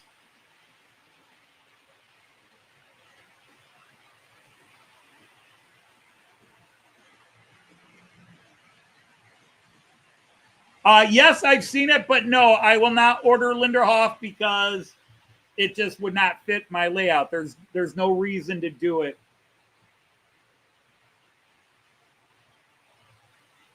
But I can tell you, there are some German channels that I used to follow that I don't watch anymore, where if they would turn into this live stream, they would be freaking out. But they don't watch this channel already because I don't do everything prototypical, and I use C-Track. And I am running trains that don't belong together. Like, you built Delmenhorst station, and then you have a Czech railjet and an Austrian railjet running through. What the hell's wrong with you? Well, for today, it's not Delmenhorst. A Dutch-style roundabout. Is there a Dutch style? Well, hello, Simon. Good evening. Yes, my A4 is running virgins. The Mallard is pulling a virgin. I debated doing the, what is the one I have? Duchess of Hamilton? Or do I have Duchess of Sutherland? I think I have Duchess of Sutherland. I could have done her with virgin. So I have the Duchess of Sutherland pulling 3 virgins. But I decided Mallard was better. He's quacking off. But then I have an Italian passenger locomotive pulling a bizarre mixture of Gressley teak coaches and some Beetle box cars. Not I don't even know what you'd call those type. But they're from the Singles from Liverpool collection, which is all the Beatles singles released in the UK.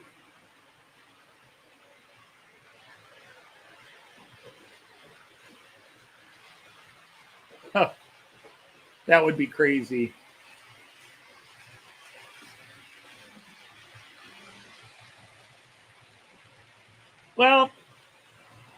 I think Rivet Counters deserve to have to be deserve screaming now and then, because it's, there's nothing wrong with being a Rivet Counter.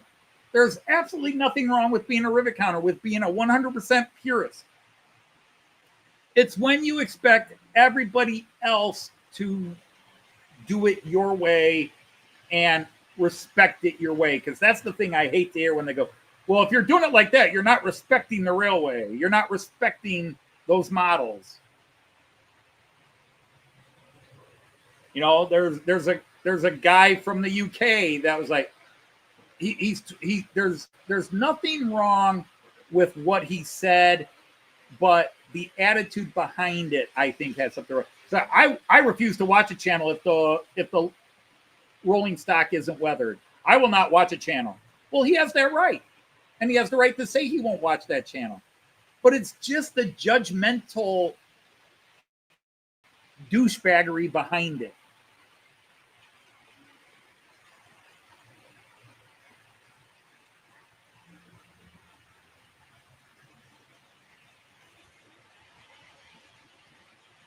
Yeah, I've only been in Holland. Take away all our trips into Schiphol Airport. I have only been in Holland once, and that was in 2005. Joyce and I and my students took a bus trip from Delmenhorst, Germany, near Bremen, to Groningen in the Netherlands. Wait, I lied. Joyce and I, this past summer, spent a few minutes in a very narrow part of the Netherlands. We got dropped off by a bus in the Netherlands, and we hiked up to the Drie Grenzenpunkt, the 3 border marked, where Belgium, the Netherlands, and Germany all come together. And we came up the Dutch side because there wasn't really easy access from the Belgian or the German side by foot. There were roads that took you up there. But we got up to the big park that was up there, but we were on the Dutch side. So that's the only other time we've actually been in the Netherlands, was this little trip up to the border there, which was very cool. Joyce loved it. She loved the hike. She loved the location. She just thought it was cool. You're building New York City and thinking about putting Linderhof in your Central Park. Why not? And I'm not saying you shouldn't. I'm just saying, for me, with what I want to do with Bremen and Delmenhorst, there would be no place for it. I've driven past Linderhof on a train once, but I've never actually stopped and seen it. We've been through that part of Germany several times, but that part of Bavaria, but we've never stopped and seen Linderhof.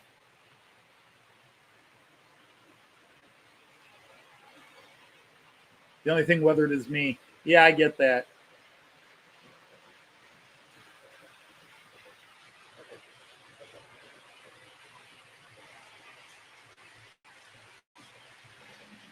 Yeah, exactly, Pete. I mean, and it was a UK channel, by the way.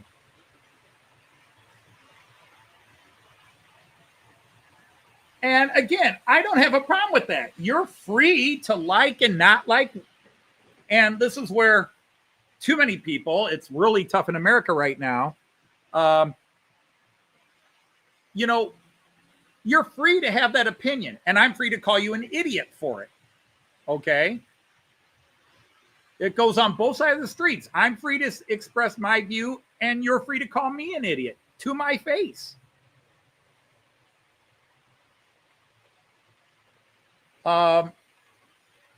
So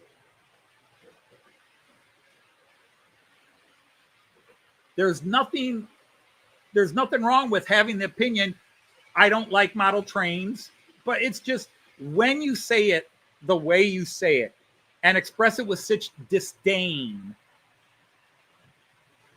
then it's like, I defend your right to have that belief, and I get it, I understand it, but you don't have to be, just because you can be a jerk doesn't mean you have to be. You can be more diplomatic about it. You can express a dislike without being insanely stupid about it. All right, Monsville is taking off. Take care or starting your day or going to go back to sleep, and because you're on your Saturday morning there.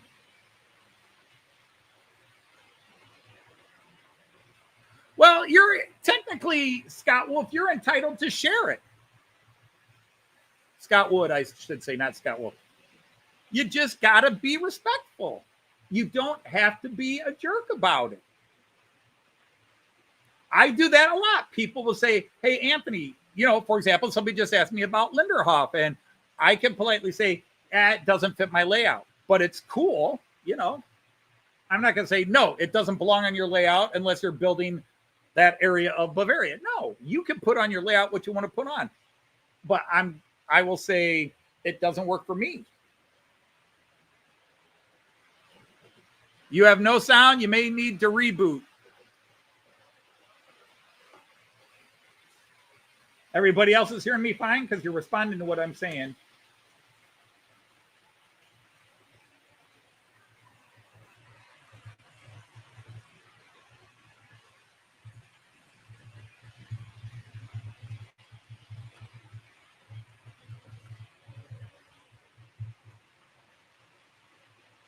Okay, so thank you for verifying that with me. You know, every hobby, it's a hobby. It's supposed to be something you enjoy and makes you happy, which is why we can lose our mojo. We can lose our mojo because my hobby's not making me happy. I'm working on this and it depresses me. I can't fix it. I've got this problem. It depresses me. And so you don't go down and do it because there's something that's upsetting you and it's supposed to make you happy. I want to do more with my layout, but it took me 4 years to go from building this table the way it's now built to putting any grass scenics on. Now I have levels to go. But if I never added anything, I'm still happy with this. I'm happy with the grass. I'm happier with the grass than I was with no grass on it. And if I do nothing else on this layout, it will bother me to say, I want to do more. There are a few things I want to do. But overall, I'm happy looking at it. When I go to the joy I have when I go to this view and see all green instead of the brown and pink that you could still see in the middle there, that makes me happy. I've got to fight that Fowler battle again. I've got to fight that Fowler car battle again. But yeah.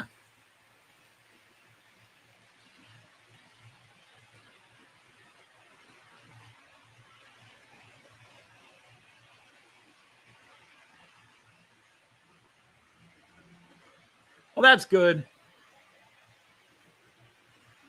Had some hiccups and things earlier in the stream. Yeah, that's my internet. Again, I'm hardwired to the router that is up in my son's former bedroom. But we are not getting the 10 we're supposed to be getting. It is, I can see it on my screen here where it'll come up and say signal strength is not strong. Maybe you should hardwire. And I'm like, I am hardwired. But, you know, you're allowed to be as uptight a rivet counter as you want to be. And you're also entitled to have as fun and random done up. You're free to have, Monsville just left, you're free to have 6 layouts where you have something different with each layout. You know, there's no rules. You know, we say rule 1, but really there's no rules other than rule 1. It's your layout. Do what you want. But that's why at the start of my show every week, I have 3 rules, which all should factor into rule 1. But it's like there are people, well, I just thought I would offer my advice to you. Some people complaining about my trees. somebody complaining about this or that. And it's like, my trains run, things are fine. I'm happy with it. And you're not paying me to watch. You're not paying me to watch. Everybody, in the end, everybody's free to leave. And then rule 3 is the one about bullying, is don't call out another channel. By call out, I mean name them and really tear them down. There are channels you don't like, I don't like. There are people who don't like me and my channel. I can name a few Germans that don't like my channel. I can name a few Americans who don't like my channel, or they don't like me personally. I get complaints. I get complaints about, well, I'd like your channel, but you put up all those stupid songs and cartoons. There are people that think I should be more serious about American trains and doing American layout. They think I should be more serious about it. And you can't make everybody happy. You have to make one person happy, yourself, and everybody else got to come second. But when we do dislike, you can either just walk away, but some people feel the need to do that. I think you suck. Enter. Ha! I taught you a lesson, and goodbye.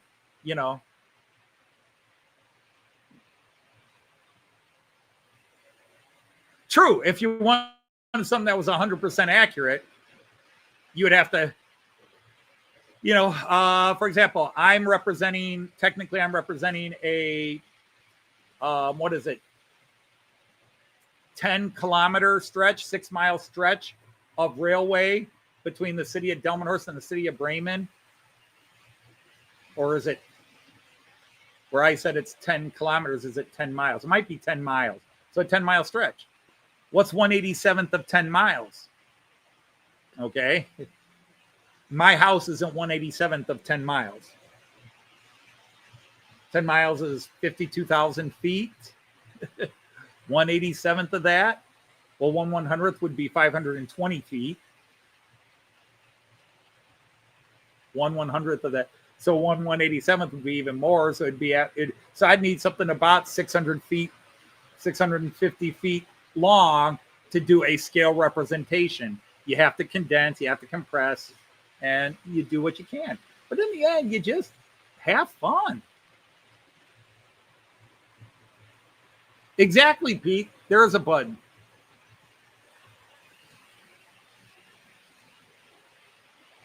Yeah, I mean, I don't got him. I just do me, and the people who come know who I am, and that's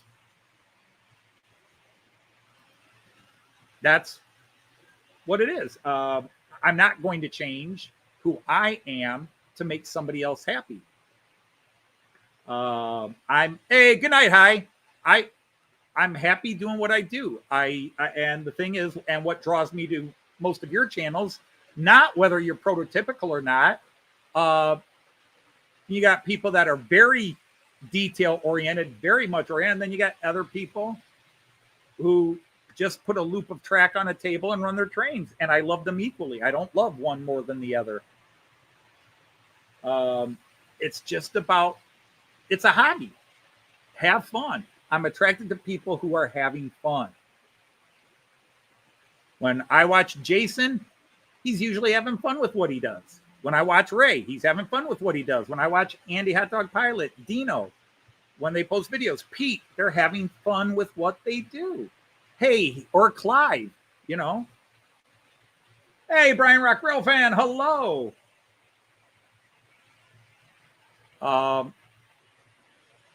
And I also try to be very loyal to the people who come here. So even if they don't put up a lot of content, when they do put up content, like Evo doesn't put up a lot of content, but he recently put up a video of his trip to a train show, and it was awesome. And I would have loved to have been there. And I don't mind if people, like if I say, I don't know what this number is or where this thing came from, I get 5 people. Some don't come in the chat or they're only listening in the background, but I will get emails from them and comments on the video. They say, well, let me tell you what I know. And that's great because I'm saying I don't know and I'm looking for information. But if somebody comes in and says, well, that looks wrong because you didn't put static grass on it, or that doesn't look right over there, then I don't have the patience for that.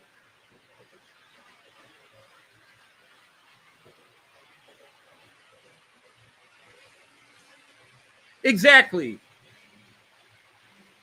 You can talk to the people at Northlands and you can talk to the people at Miniature Wonderland, Eric, and they will say the same thing. We would like to have done this bigger, but space. No matter how big you have, it's not enough. You, in the long run, you build to the size and the place you have. Could you imagine? Could you imagine? Now, I have been to Miniature Wonderland 7 times. But I don't know how many of you, some of you, the Americans, have been to Northlands. What if you had the same space and did it in N scale? What if you had the same space and did it in N scale?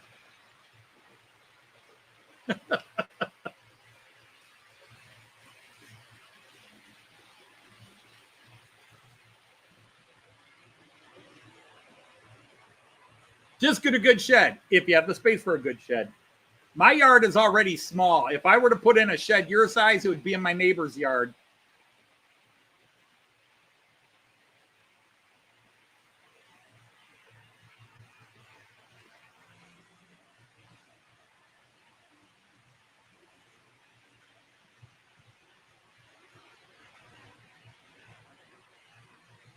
No, Digger, I have not.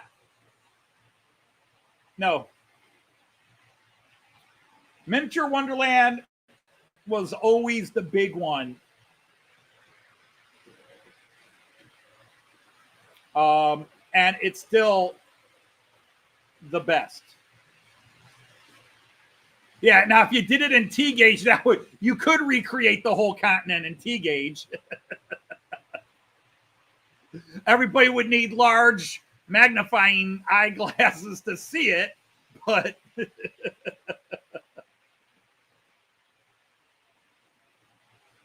but the thing is, now we bring up that other common theme we want to talk about, we need more of this or that in the hobby. We just need more compassion and more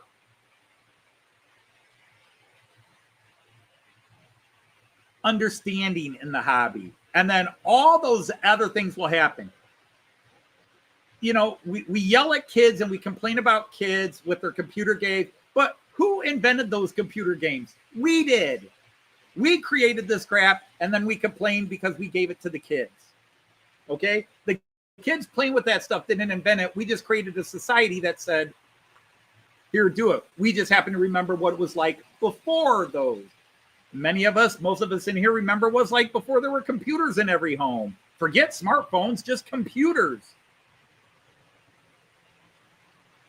And, but if you want to get kids in the hobby, I taught in an urban school.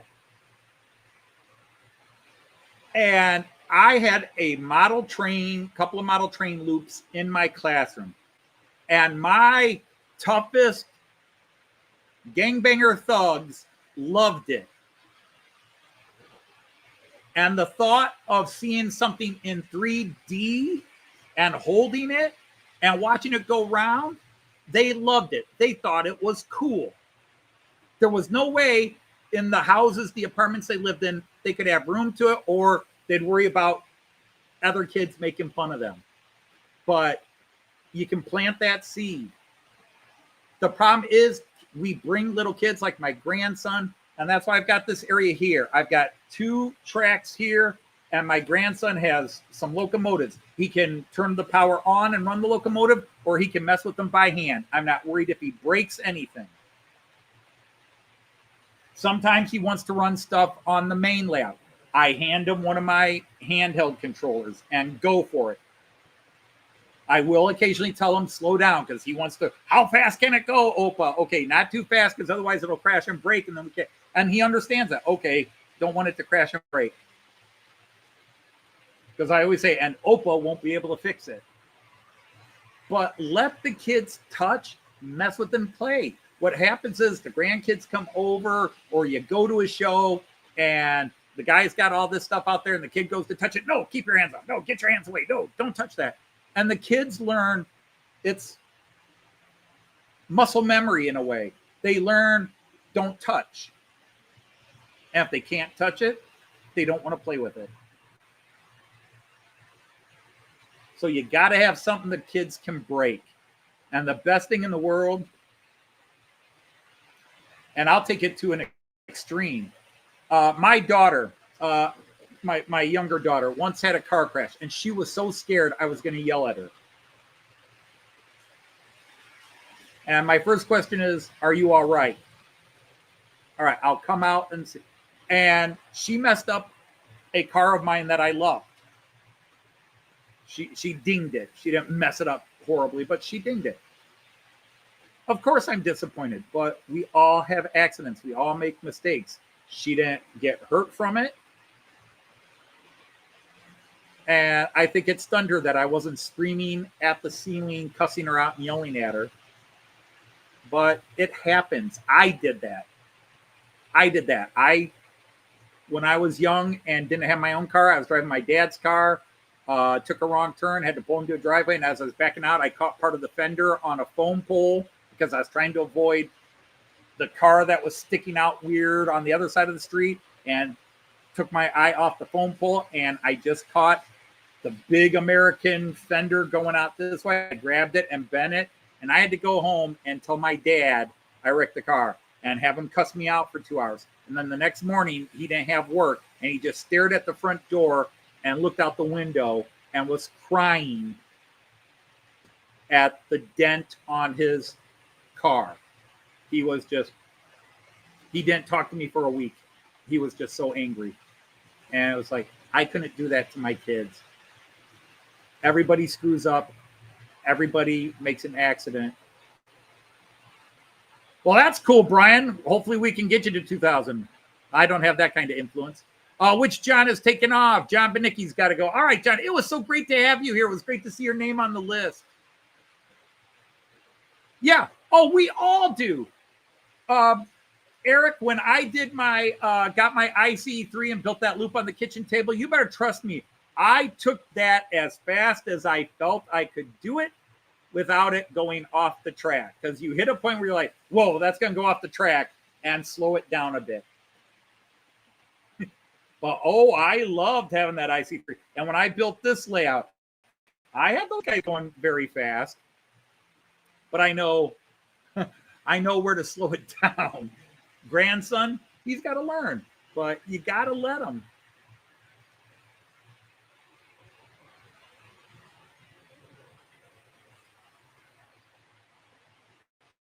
Because, of course, a kid wants to see how fast it can go. Who doesn't?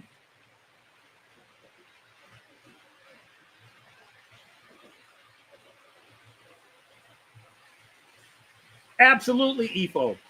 And there's a whole bunch of stuff over here that is going to Cayenne. In fact, there's a couple of bits over here that will be going to Cayenne, I think, for this Christmas. He's going to get his first home American Locos and track. If not this year, definitely next year. It's just whether I can get more decoders and because they're not. Actually, one of them is. One of them already has been converted, but I just been rotating the shells on those KLVMs. And I got a spare controller, but I might just buy him a new one, buy him his own. I would never run my trains full speed unless I really wanted to. Oh, yeah. Oh, I love to air my high speeds out. In fact, I run my trains in this live stream slower than I would run them if I weren't doing the live stream, because people say when I run them at the speeds I like, they're just a blur in the pictures. So, okay, I'll slow them down. But the thing is in this hobby, like any hobby, like anything human nature, we just feel the need to divide. I mean, you can go to channels where they're arguing over Do you have photorealistic backdrops, or do you just paint very vague suggestions of your backdrop? Do you do this? Do you do that?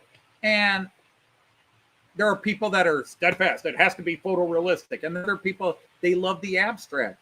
And I'm like, I love it all. You can like it all. I don't have a preference.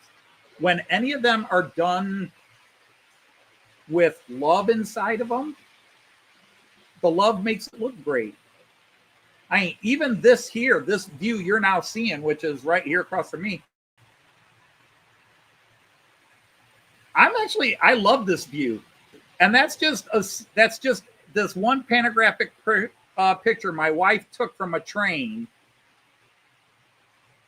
And she just put it on panorama and just took this long extended picture as we were going past. And then it's looped and looped again. I forget exactly where, but we mirrored it and flipped it. So it starts and ends as the same point, but it's spread out far enough you don't really see it. So Joyce did that. I printed it up in big print. But from this angle, when I look at it on TV, that actually works. You know, where the blue tiger's running in the back. Other than, yeah, I've got the seams between the pictures because I just taped them on the wall.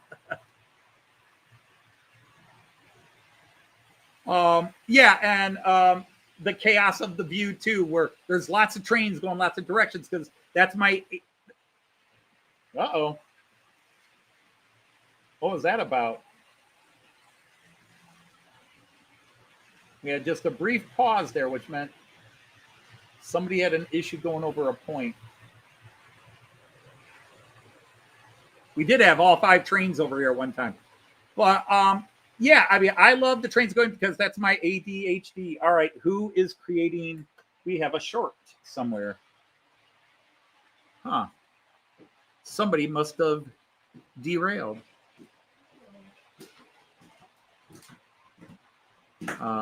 Where's floor view? There we go. You guys on floor view. I gotta see who is.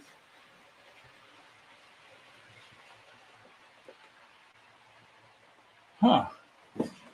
Just says we've got a short somewhere. Is there somebody over a point that it's possible a point opens up? I don't see anybody specifically stopped on a point. Right now, I'm just trying to feel if there's somebody dragging when I push them forward.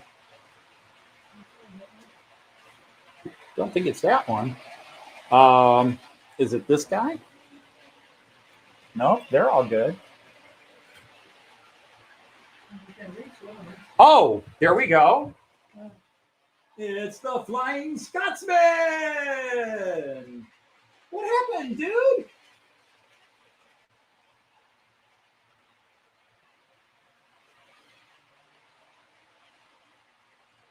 Huh. Ah, that dude seemed to bump off. Okay. So did I get the Flying Scotsman just going too fast? Okay, I think we found the problem. And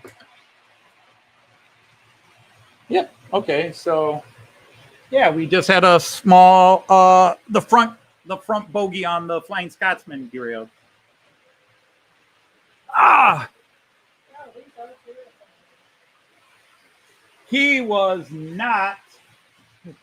He's not happy pulling all that Deutsche Bahn freight, but it was at a point, you know, and I don't think the point opened, but you can ride over a point so many times and all of a sudden something says no. Anyhow, we are joined by our special guest, dressed up as she's wearing her I'm not a school teacher really costume today. That's right. Or something like that.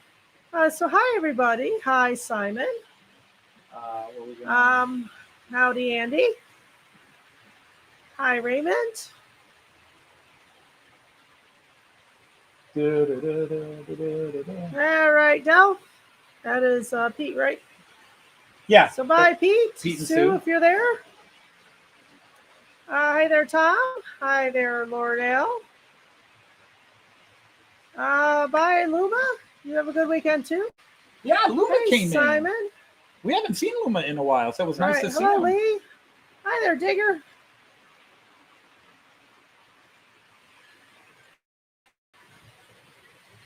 Hi there, Andrew. Well, we started off with the SNCF kept derailing right back here at the start, so I just put it at the other end, and it was running the wrong way anyhow. Right. So now that it's running the right way, Happier. it's fine. I did set up 2 trains to run the wrong direction for some dumb reason. Okay. Wrong as in they don't do well that direction? No, you know how... All right, so actually I may have fixed it, so maybe it's only the one. Hi, Dave. See, you know how 1 goes that way, 3 goes that way, and 5 goes that way. Right. And you flip them. And I had them flipped for some silly reason. Okay. But yeah, so now they're all correct. So it was really just the Swiss one that was going the wrong way. But apparently it knew it was going the wrong way. It was going to cause problems until I sorted it out. Until you fixed it. This is wrong. You have someone on. So yeah, so you've already caught the theme. You said, wow, that's terrifying. Yeah, you got the wrong Loco with the Loco doesn't match the rake of cars. Right. Not by era or style. Manshed. It's freight trains with That's passenger. Manshed. What the heck did I call you? Who? I think I read Manshed wrong. It's Aaron. And he is Aaron. Manshed. Yeah, okay. Okay. Well, it's all right. So everything's Hi, been smooth Scotland. since I flipped it around, other than that. And it was just the a Rivet simple, Counters special, indeed. Yeah, the idea was to freak out Rivet Counters. Right, and it does. I mean, it showed it or something.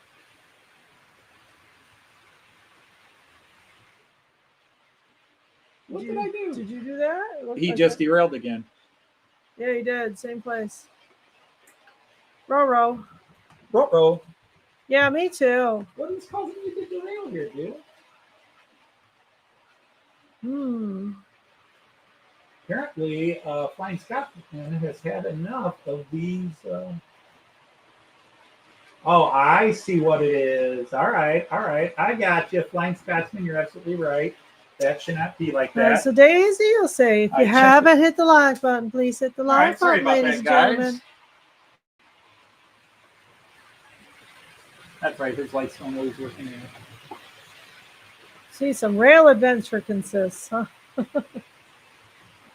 Okay, his lights are on.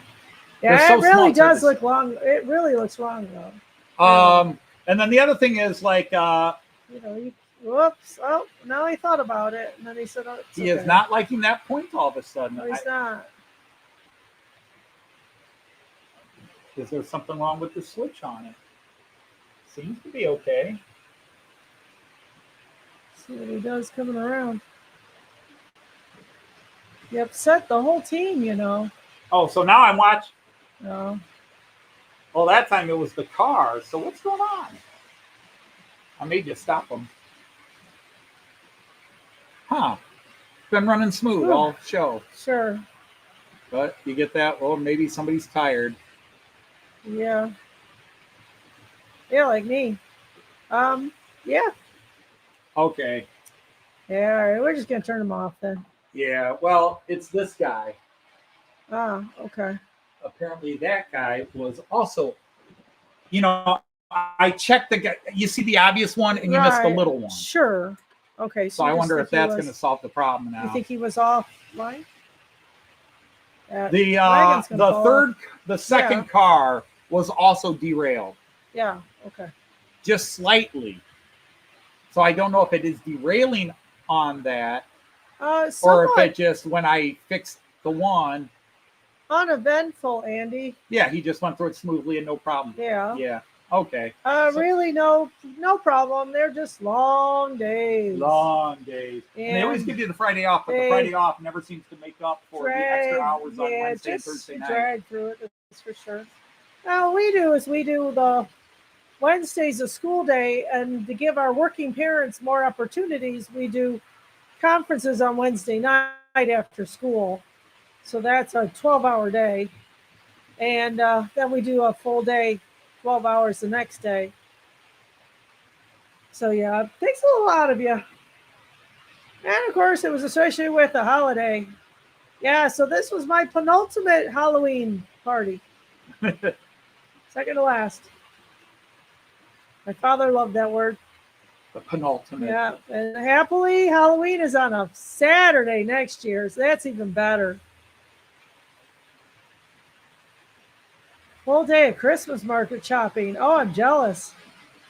All right, Efo, thanks for coming in. All right, Evo, take care. Thanks. See, I'm counting down. This year and then one more. Yep. Yeah. The rest of this year and one more. Yep. So next year, everything will be my last. Although some things were my last year. Well, there's the renewal stuff. That's my last renewal. Last year, I did my last hotels. Right. Yeah. I mean, the informal stuff is nothing. Right. Oh, I wanted you to see it, and I missed it already. Where's he? Next. Okay. Where is he? You have a band on the cold? Well, yeah. Like on this one, you got a diver. Oh, He's about to. I've got people one. everywhere. Okay. Like this one, there's a diver on the coal wagon He's who's looking to hop in. Yeah. Okay. And then there's a woman in front of a container, and there's a guy on that one. Gotcha. So you stuck some people. And then on the on the Flying Scotsman, there's a guy, a hunter. He's got a hunting rifle. Gotcha. He's sitting on the coal. He's sitting on the coal, so he's missing the deer over here. Yeah. And then there's this guy standing on the French, a Deutsche Bahn policeman. Well, not a Deutsche Bahn policeman. A military dude? Okay, here it comes. You got to look this way. No, he's German police. Yeah, okay. So just coming around here. Where are you? Where are you? Right there. Ah, okay. So that's the biggest horror. That's the biggest horror we have. You have a splat there. Okay. There's a guy splat on the windshield there. Perhaps. Actually, it's a bit of a steal from the movie Airplane. Yeah. When what's his name is up on top cleaning the windows and does the whole. It's Jimmy J.J. Walker doing that bit, and an uncredited cameo. Gotcha. And he does the hood thing where he's doing the wipe and everything on the outside of the airplane and act like checking the oil on the dipstick. I'm going to do the up the ramp. I didn't do the up the ramp camo lie here, but just in case people never notice this, you got to look on the very front of this train if you didn't notice it.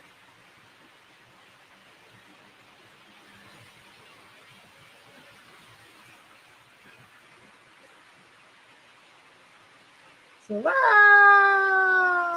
I don't know. Hopefully you saw him there.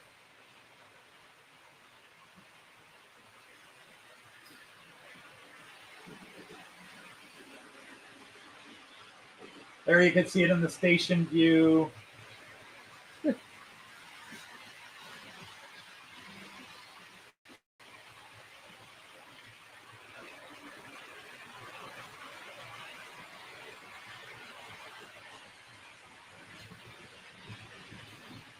No, I think you should leave those guys on there. They're kind of cool.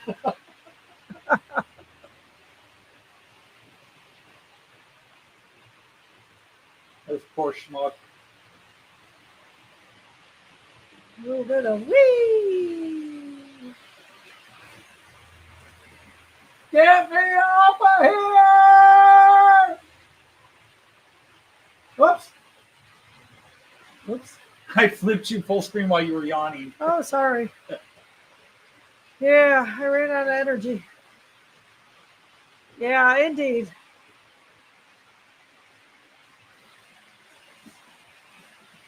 I mean, seriously, you got to be able to have a laugh. Oh, for sure. And it's Halloween. Now, I'd like to have a Mr. Grimm or something like that. That would be Dave, cool. I'm trying to reach you about your extended warranty. Yeah. That's a good one. Knock, knock, knock. You got to put them on the passenger. We've been trying to reach you cards about on your the extended side. warranty. Either that or internet. We can make you a better internet deal.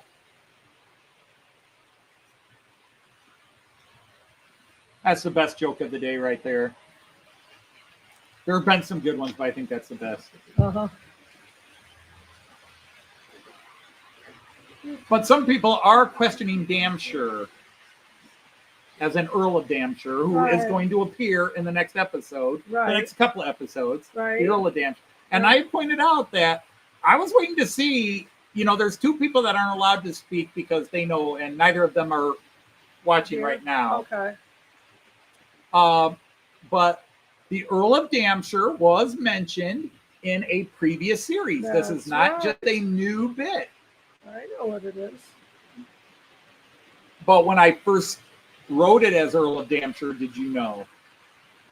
For this series, when I brought it up. I can't remember if I had to. I know it felt familiar. Okay. I was going to say, I thought I had to give you a little clarification of what it all references. Okay. But yeah, a couple of people in here mentioned giggling at the exploding. The best one was the people who said they laughed at the Irish stuff. Yeah. Because that was the one I was a little nervous about. Would anybody be like too soon? At least one of your comments was finding it funny right now.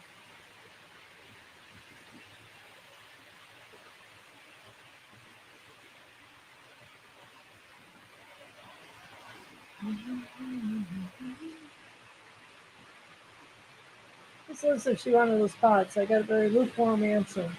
Of course. Makes me think we should give her more. Yeah.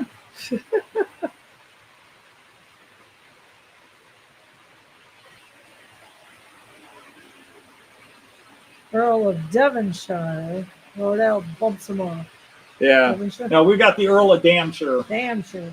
Because it's a double pun, and the second half of the pun, the first part of the pun is already there. He better be damn sure. Right. But the other one is that, of course, damn sure is just the modern derivation, the philological devolution of the words damp shire. There's going to be a joke of that in the next episode. Gotcha.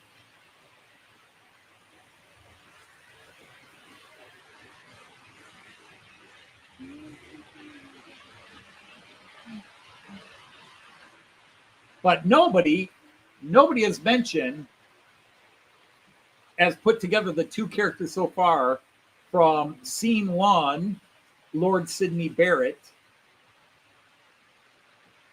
and then Raji Watar. Yep. Time is ticking away like the moments in a dull day. We must hurry. What happens when the Sumbish get to the county of Somerset?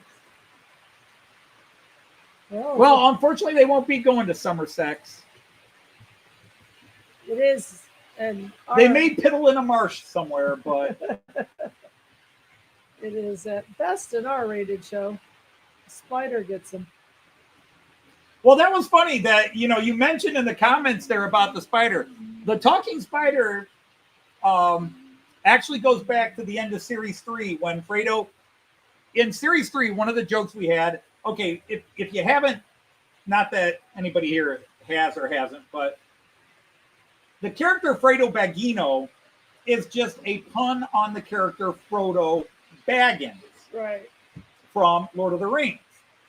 And of course, in the Lord of the Rings book, Frodo gets attacked by a giant spider named Shelob on his way to destroy the ring.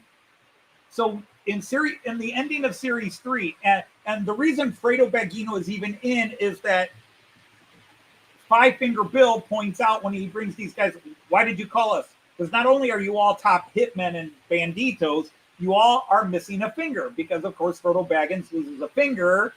Gollum bites it off at the end of Lord of the Rings. So everybody's missing a finger. For example, in Assassin's Creed, the early assassins had to cut off their ring finger to allow the switchblade to pop out of the slip blade to pop out of their wrist, their little assassin's weapons. That was a thing they had to do. Again, you got to know Assassin's Creed. The character who was the Black Ranger, the actor W.E.B. Jones, in real life only had 4 fingers. He was missing a finger from a childhood accident. So all the characters were missing fingers. Telly Savalas, if you never knew, Telly Savalas only had half of an index finger. If you watch any of the movies Telly Savalas is in and watch a close-up of his one hand, he's missing. Probably the best view of it is that Telly Savalas is missing a finger is in the movie, my favorite movie, Kelly's Heroes. When they're fighting the Germans and he holds the hand grenade out and says, pull it. On his other hand, where he's holding the gun, you can see the missing finger. He puts the hand grenade and says, pull it. Because it doesn't have the index finger to pull it.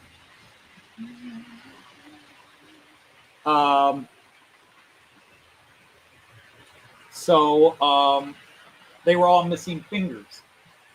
So I decided to play on that. And when Fredo announces he has a fear of spiders, and we just have fun with that in a couple of scenes. So at the end, Fredo is left behind. He's the only part of Bill's gang, the only member of Bill's gang that survives it, but he's in jail and he gets visited by a spider. Fredo Bagino. That is spider now! And we ended it there.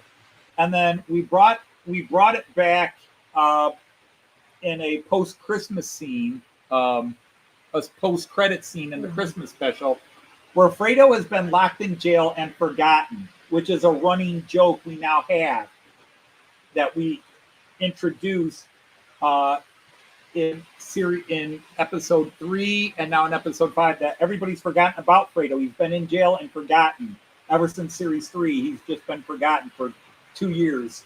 And so he's so we have a cutout scene where it starts off with the spider again. Fredo Bagino. Are you going to call? And they're playing poker. They've been together so long. Now they became friends. Right. Maybe they put us in the next series together, eh, Fredo? Fredo. I don't know. Maybe we'd be in the next series. I don't know. And yes, they are. But yes, the spider ditches him. Yeah. Wait, where are you going? Bye. You won't fit. Dynamite, I'm going through the air duct. You won't fit. Sorry, it was nice knowing you. Come back here, you son of a bitch.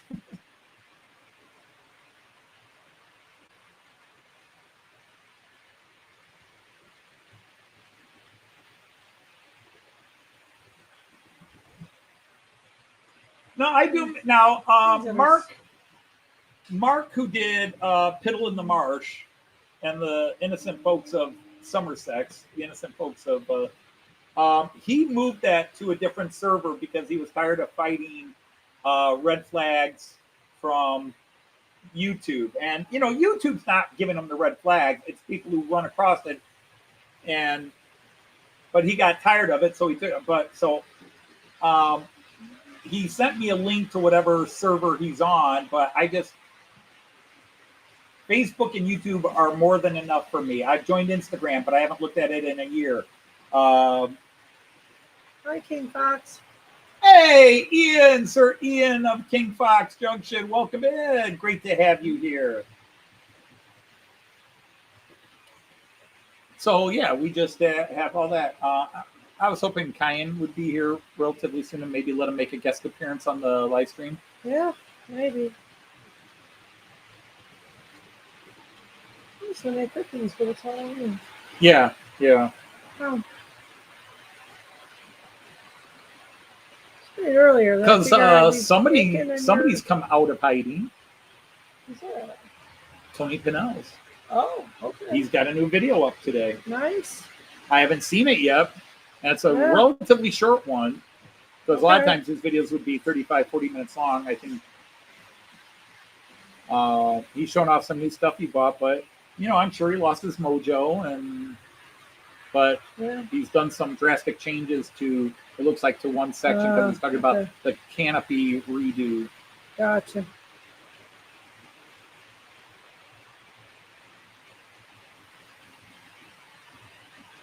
And the car, those are coal wagons, or, open top self-unloading wagons, whatever they're called. But they've got upside down cars in them. Huh? The yellow ones on the French one with the guy, the policeman on top. The cars Yeah. all have the. When he comes around, you'll see it. You just messed up as much as you could. Should have done a contest. Yeah, name all the things you see wrong. I could do that for a 3,000 subscriber, which will take a year or two. We're at 2,700, so we need another 300. Mhm. Hi, TTRE. Bonsoir, Titi Harry, ça va? Ça va, mon ami? Bienvenue. Bienvenue. Madame Joyce. Madame Joyce. Ah, Madame done a lot. I'm just done a lot. You look like you have.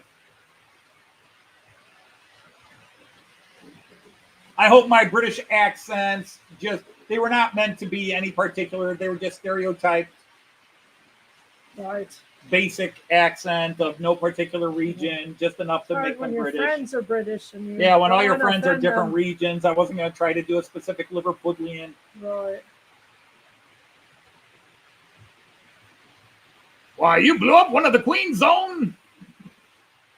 Trolleys. What trolleys? A royal trolley. We don't take kindly to people blowing up royal trolleys in this country. Maybe you crazy Americans have no problem with it, but yeah.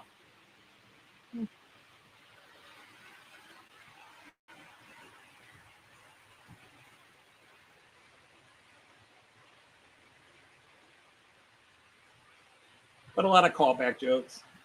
What is that? Sounds like Big Gulchian. Well, that would be funny if I could come up with a... Screen? What? Why is that on the screen like that? Unlike? Yeah, They're asking if you're trying to accidentally click it and you're trying to unlike it. I And did not. Because I'm too close to it? Okay. Huh. Okay then. so you can unlike without disliking. Yeah, right. Just That click sounds on it like again. that sounds like little footsteps. You think? That was too quick and light for Liz. So, I think Liz is dragging stuff over.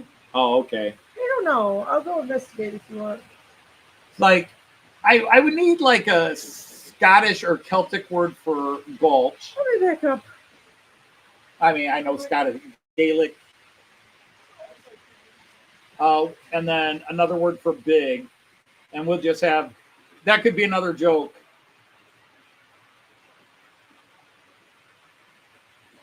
That would be just all these cities that mean big gulch in different languages across Europe.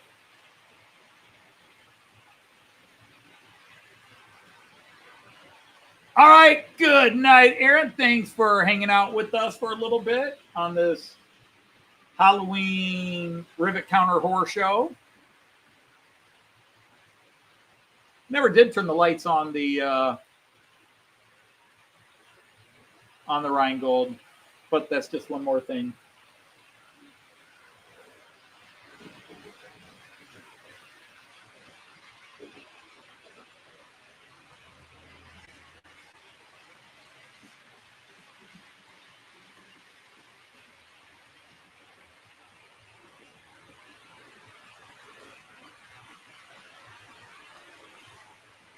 Hey, you've abandoned your co-host duties. We're going to have to deduct your pay.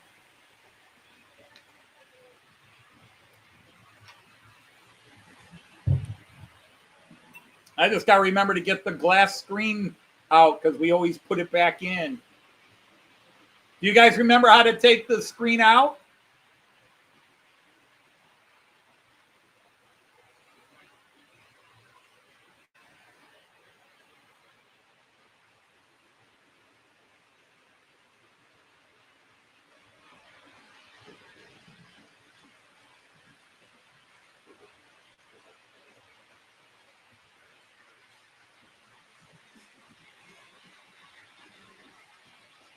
I've been abandoned by my co-host.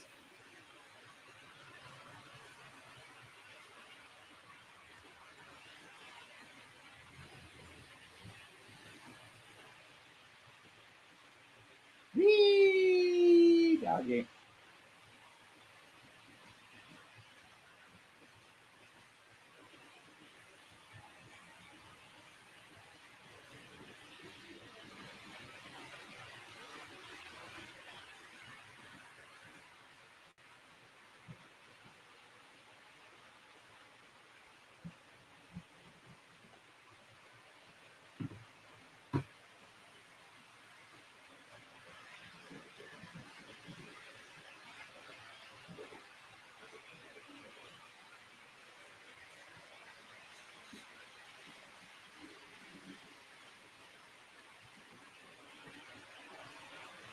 No, we're not doing pizza tonight because of all the candy that's going to be around.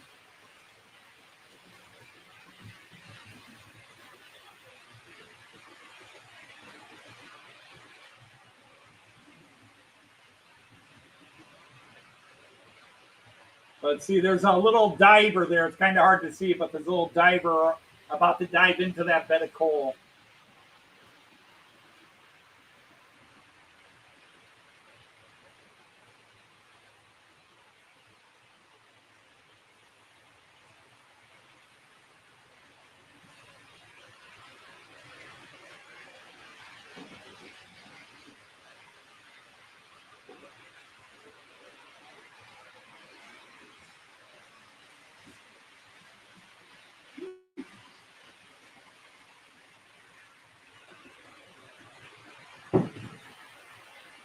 You can hear all kinds of thuds and things from upstairs. What are they doing up there? See, we got a storm door on our house, and in the spring, summer, and early part of the fall, we've got a screen section in the middle. And then as it gets cold, we take that screen section out and put a glass one in there. Keep it warmer. So what? Just keep it warmer. Yeah, Liz called Kim over. Oh, Kim's So it's here? Kim, yeah, so Kim's here. Oh, okay. So, well, I didn't know if she wanted to take the heater there. Outside? No. Oh, are they sitting outside? Yeah, they always sit Oh, I outside. thought they're going to sit up. Well, sometimes, No. depending on the weather, like when it's raining, we just sit inside Yeah. and hand it out Well, the she door. just asked me, is there a chance of rain tonight? I said no. Yes, cold divers are a hardy breed. Yes, they're very. Maybe. Well, the guy said, The weather guy said what? bone dry for Halloween. Okay. Chance of a sprinkle before or just a sprinkle tomorrow? Nothing major. It snowed 2 years ago. That was kind of rude. Surprised everybody. Well, in my life, I've had to wear shorts and a light T-shirt under my costume when Yeah. we went trick-or-treating, and I've had to wear snow boots and a heavy coat. Yep. Halloween can cover all the seasons. Absolutely anything.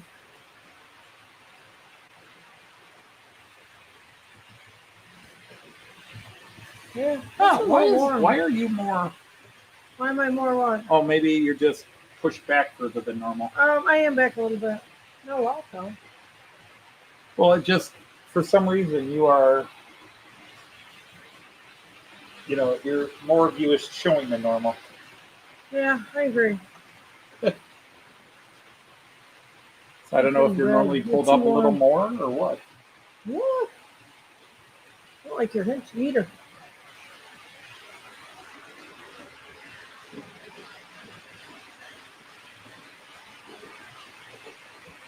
And of course, you got well, all Lynn these said containers They'd on. probably be here about 6. So. Oh, Lynn said she'd be here about 6. Uh-huh. Oh, I thought she said she'd be a little Well, early. Chris is getting off earlier, but Yeah, 5. I Mhm. thought she said she's going to be here 5:30, quarter to 6, so that he could get ready here and then they could go out. you know how she works. Hey, no, it's all right. I mean, if they Yeah. don't make, I just thought we maybe Sure. have Kyan come in, and Yeah, right. And say hi. because he hasn't been in my videos in a long We'll time. hear him if he comes in. Oh, of course we will. Not just his feet. That's just it. I thought I was hearing him. Oh. That started all this, and then you went upstairs. Yeah. Investigate.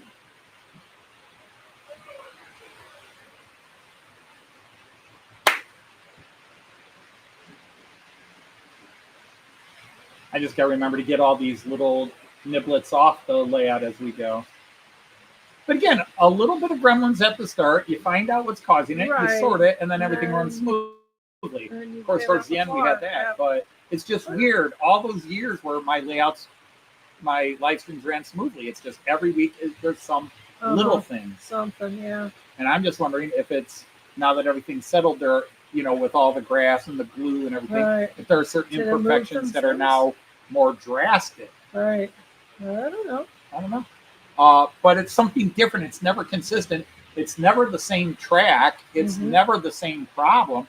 It's, this train that never is uncoupled today is uncoupling. Now you run it the next week and it's not or 2 weeks later and it's not uncoupling. Fine. Yeah. It's just that one day on live stream. Oh, we're going to have coupling issues today. It's just the right day to have gremlins. It's the wrong day to have gremlins. Gremlins I should have Tuesday or Wednesday when I set it up and test run them. Well, that's the way it should work. Oh, because but Halloween it with be gremlins. right. But it wouldn't be a gremlin if it didn't do it on the live stream.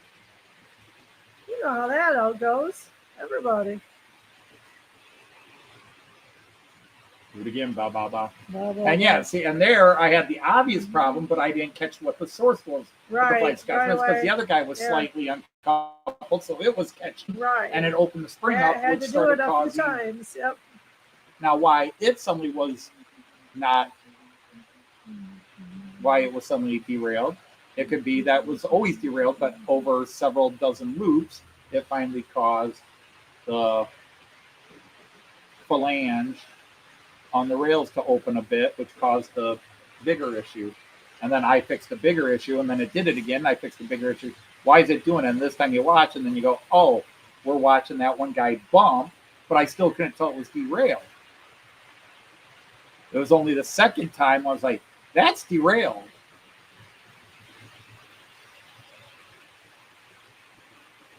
And now it's been running smooth for 40 minutes or again. Something like that, yeah. Oh. It's a beautiful loco. The green coloring's not quite right, but it's a beautiful loco. It is a beautiful loco. The Brits made beautiful steamers. There's some ugly ones too, but they make some good. The Germans got some beautiful steamers, but they also have ugly ones. You put a Christmas car. And Americans have some traditional steamers, and then they got a couple ugly ones, like the shade. What? So you put the Christmas car in the back. That was a good touch. What Christmas car? I didn't put a Christmas car. It's an American Christmas car. That's not an American Christmas car. It's not. That's American. Congratulations on 20 years of being an American store. Hobby Caden, Denmark. Car. Oh, it looks Christmassy to me. It's the colors, I assume. I suppose. Hey, Split Rock. Hey, Sir Thomas of Split Rock. How wonderful to see you. Or see your name on the list.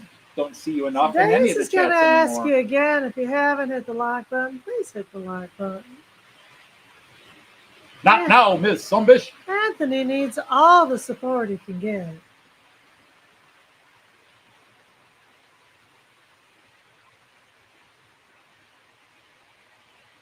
I like the idea of putting myself. Well, with all the work you put me through, Daisy, I definitely need a supporter.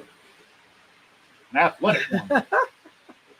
Well, there's Rivet Counter, and then there's just knowing it ain't right.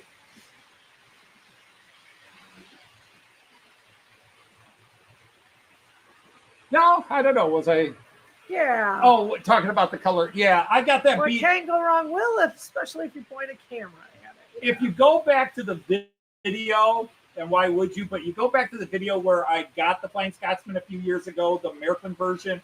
Right. You will see the 150 comments from the UK people pointing out it's the wrong color. How can they get that color wrong? It's the wrong color. It's the wrong color. And then the really rivet counters that are mentioning that the smokestack bit is too high. By like a millimeter. Wrong. Yeah. Oh, they let me know. Oh, they sure did. On the other hand, he shared a lot of comments on that one. Good for the algorithm. Yeah, indeed. Got a lot of views, and a lot of comments. Hey, you want a lot of views? Just isolate one of these trains. Do a short with it or something. Well, did you see the You'll hear a lot. did you see the thumbnail I did? No. You didn't see the thumbnail? Oh yeah, on this one. Yeah, for this one. Screen, isn't it? Yeah. Edvard Munch. Yeah. The I did Scream see is the that. name of it. The Gotcha. Scream. Yeah. Yep. Oh, the horrors I've seen. Oh yeah. See, the problem is for this entire live stream, I keep looking at that cold car, wondering why the diver hasn't jumped in yet. He still hasn't gone in. He's still chicken. Come on, just or maybe do it. he's going in when we're out of view, and then he crawls out and gets back and gets back up when he comes around. It's fun. Do it again. Yeah, diving into coal. Yeah, fun. It's like something you do only once, doesn't it? I don't know, though. I don't know if that would kill you. It's the perfect trip to do once.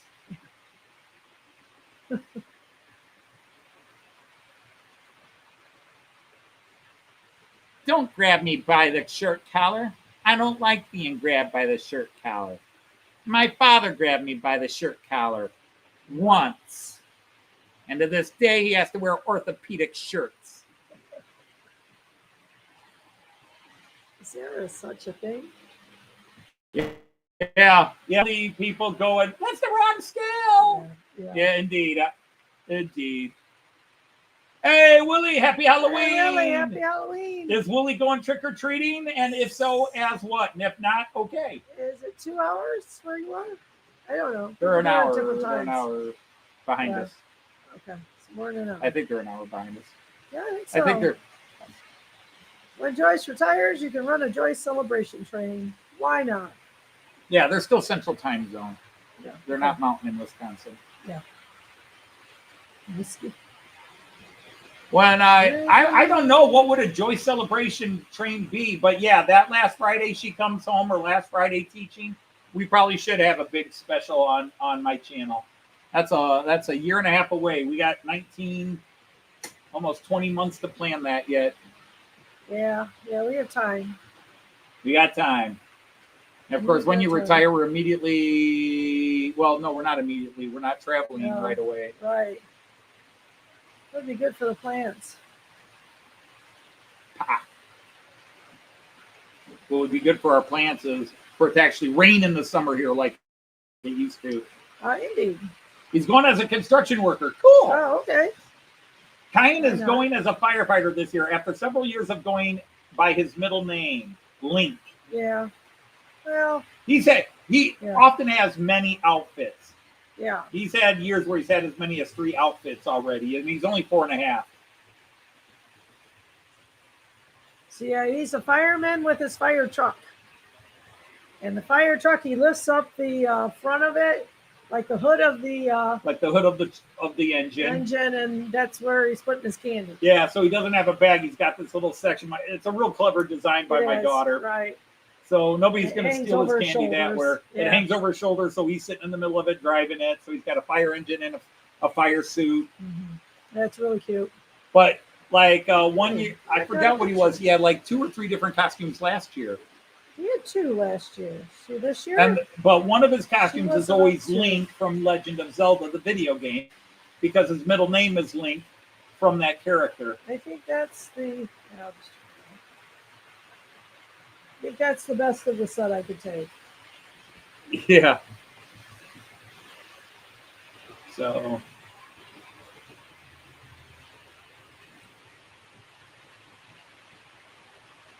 Wow, you've had fireworks. Okay. That's what I thought you said.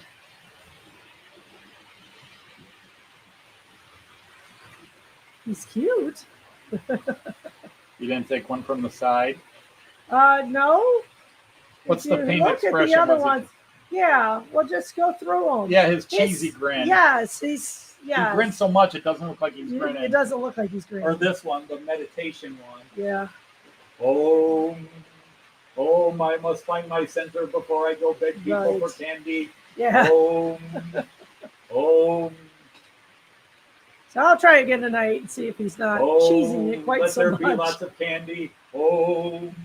Oh, She takes him to so many different events. By the time Halloween gets here, he's kind of burnt out. yeah, that's true. There's so many Halloween He'll go to events. about they 4 take him houses to that and by he's the time done. it's the Halloween, he's done it so many times. It's like, I just want to go home.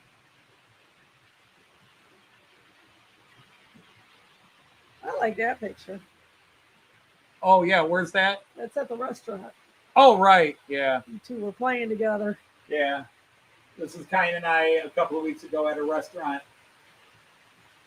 It was just last week. It was Sunday. Was it just last Sunday? Yeah. Wow, feels so long ago. We're dealing with our new stove. Somebody, Opa noticed me. That little idolization. Yeah, that's looking at Opa. Come on, entertain me. Do something. Why aren't you entertaining me at this exact second? Trick or treating in 10. Okay, so you guys start in 10 minutes. So you start at 5 o'clock. We start trick or treating in 10 minutes as well. 6. Yep.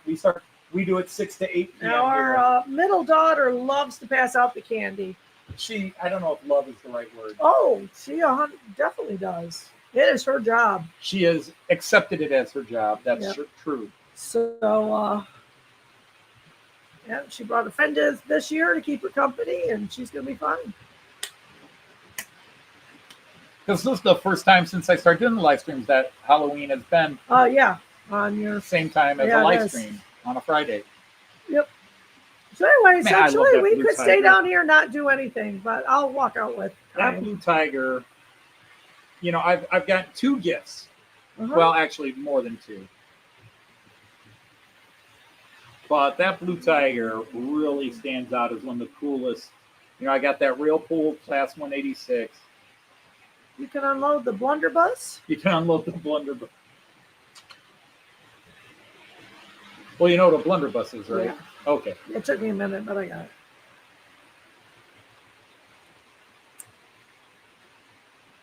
All right. Well, Stoutwood, we want to thank you for hanging out with us. Glad you came in.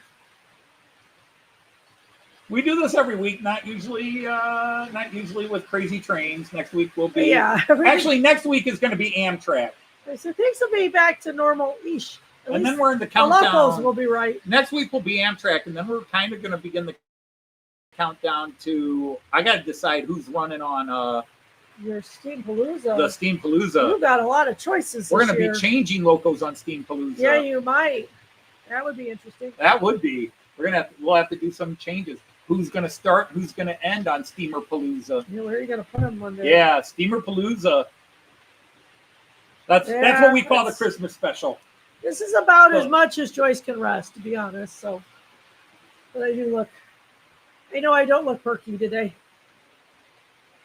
She got to sleep in, except we got phone calls and messages. I did. See, my phone is on and behind my head when I sleep, and actually I'm playing videos on it. I don't shut my phone off. Because of a small sleep disorder, I listen to stuff with earphones while I'm sleeping, and white noise sort of things. But so when people call me at 6:30 in the morning on my phone, it wakes us both up. When people send me messages, ping, my phone is always right next to my head when I sleep. Yeah. So I always, I kind of have to tell people. That's not a big deal. Remember, I'm so many hours behind you. Yeah. Right. So anyway, our time changes next week. Like Jean Ricard will occasionally call me early. So those of you who are on different time we'll be back to normal next. Yeah, you just Sunday. You'll have to look for us. We'll be back to 9 o'clock UK time. No, 8 o'clock UK time and 9 o'clock European time. Gotcha. Western European time, whatever that's called. Mm-hmm. Actually, I think it's called Central European time. Yeah, I think it is too. CET. Yep. There's parts of Portugal that are on the same time zone as the British Isles.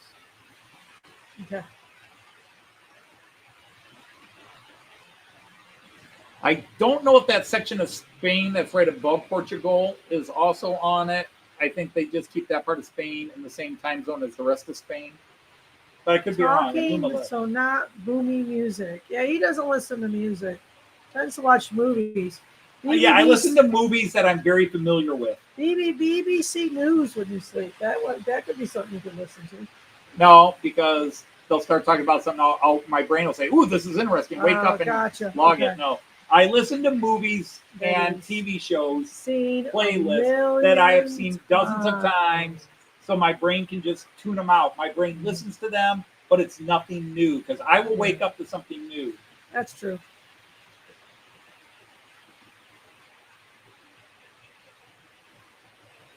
But it's just another one of the little things I have. When like I any sleep, noise. That's why he uses if I sleep without anything, I wake up to every little sound, and I also have really, really bad dreams that, nightmares.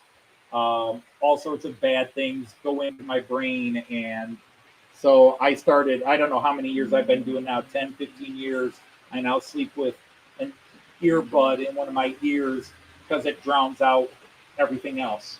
I listen to it low, but it drowns everything else out. Too many traumatic things in my early days in life, and so the brain, as soon as I fall asleep, if I don't have something I'm distracted with on the subconscious level, my brain just says, "Hey, do you remember this? Monsters from the ID." Oh, yeah, monsters from the id. Yeah. Yep. Little torturing. But I mean, I can almost date it to when things started really getting bad. But I did it for years where I had very bad sleeps, but I would sleep. But there was a couple of events that happened a few years ago where it just became like, now I can't sleep. Every night, this crazy stuff goes on. Yep. So I just listen like mostly MST3K. Yeah, he does that a lot. I was really hoping we could get a quick guest appearance by Cayenne. Oh, then again, that sounds like somebody coming in the back door. It was still Elizabeth. Oh, really? That I thought it sounded like Chris. No. Okay. Liz sounds anything like Chris. Why are you in 480 POS? Much better. I'm like 480. I'm at 1080. That's got me on high def. Yeah, everything else is tipped at that night. No, was it? Do.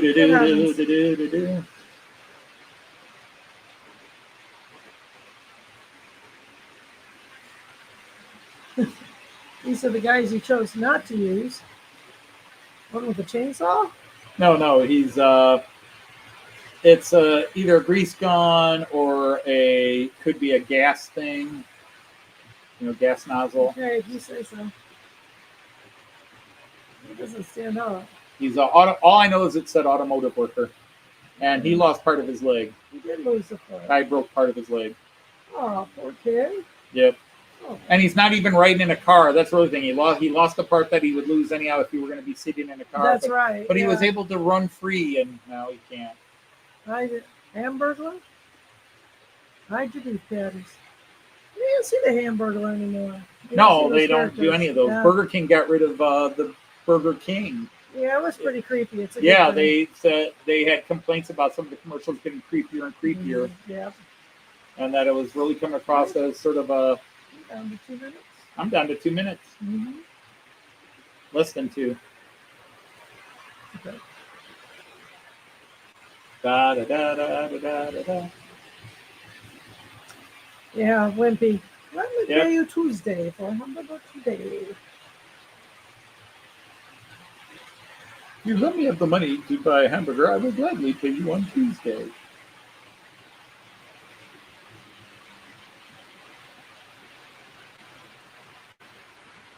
So anyhow,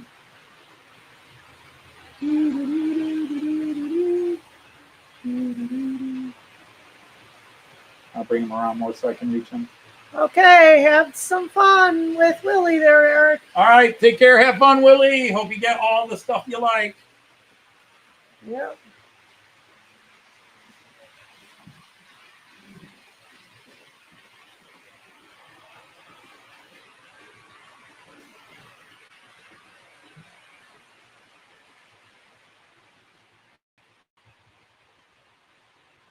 We'll get him, Willie. I'll Bluto get or these here. Brutus? Say what? Thomas asks, is that an arch enemy Bluto or Brutus? He originally was Brutus, and then they changed his name to Bluto. He became Bluto. And there are some people who answer say is that yes. Bluto is actually the brother of Brutus. But yes, the villain was originally Brutus and then became Bluto in later episodes. I believe there's actually more episodes where he's Brutus than he's Bluto, but yes.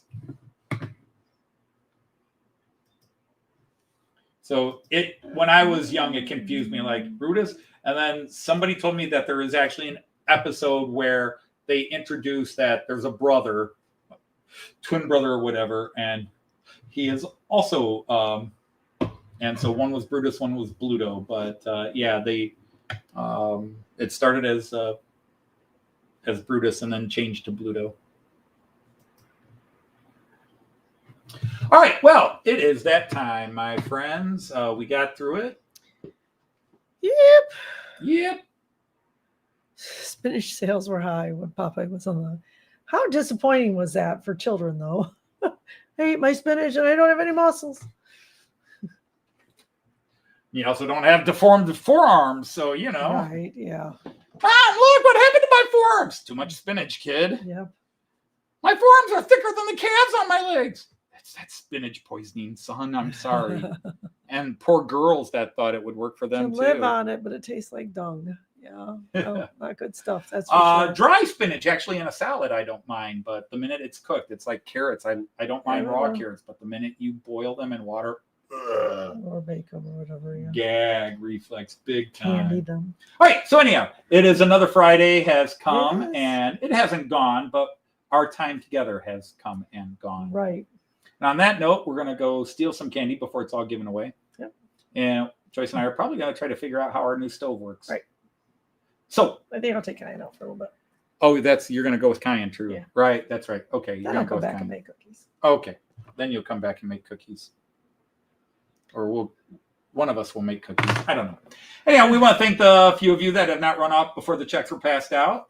And don't forget to check out David Scott Real has a live stream in 2 hours. Mm-hmm. I don't know if I'll be there or not because I'll probably be messing around in the kitchen. And then we got a little bit of a road trip we're taking tomorrow morning while Ohio State plays football. I don't know if that's a good or a bad thing. I mean, I expect Ohio State to win, but it's one of those games where maybe I'd be better off not watching it and just seeing what the score is afterwards. Okay. But play forever. Yeah. So we want to thank you all. And on that note, we're going to say Auf Wiedersehen. Choose. And happy trainings. Bye. Take care, everybody.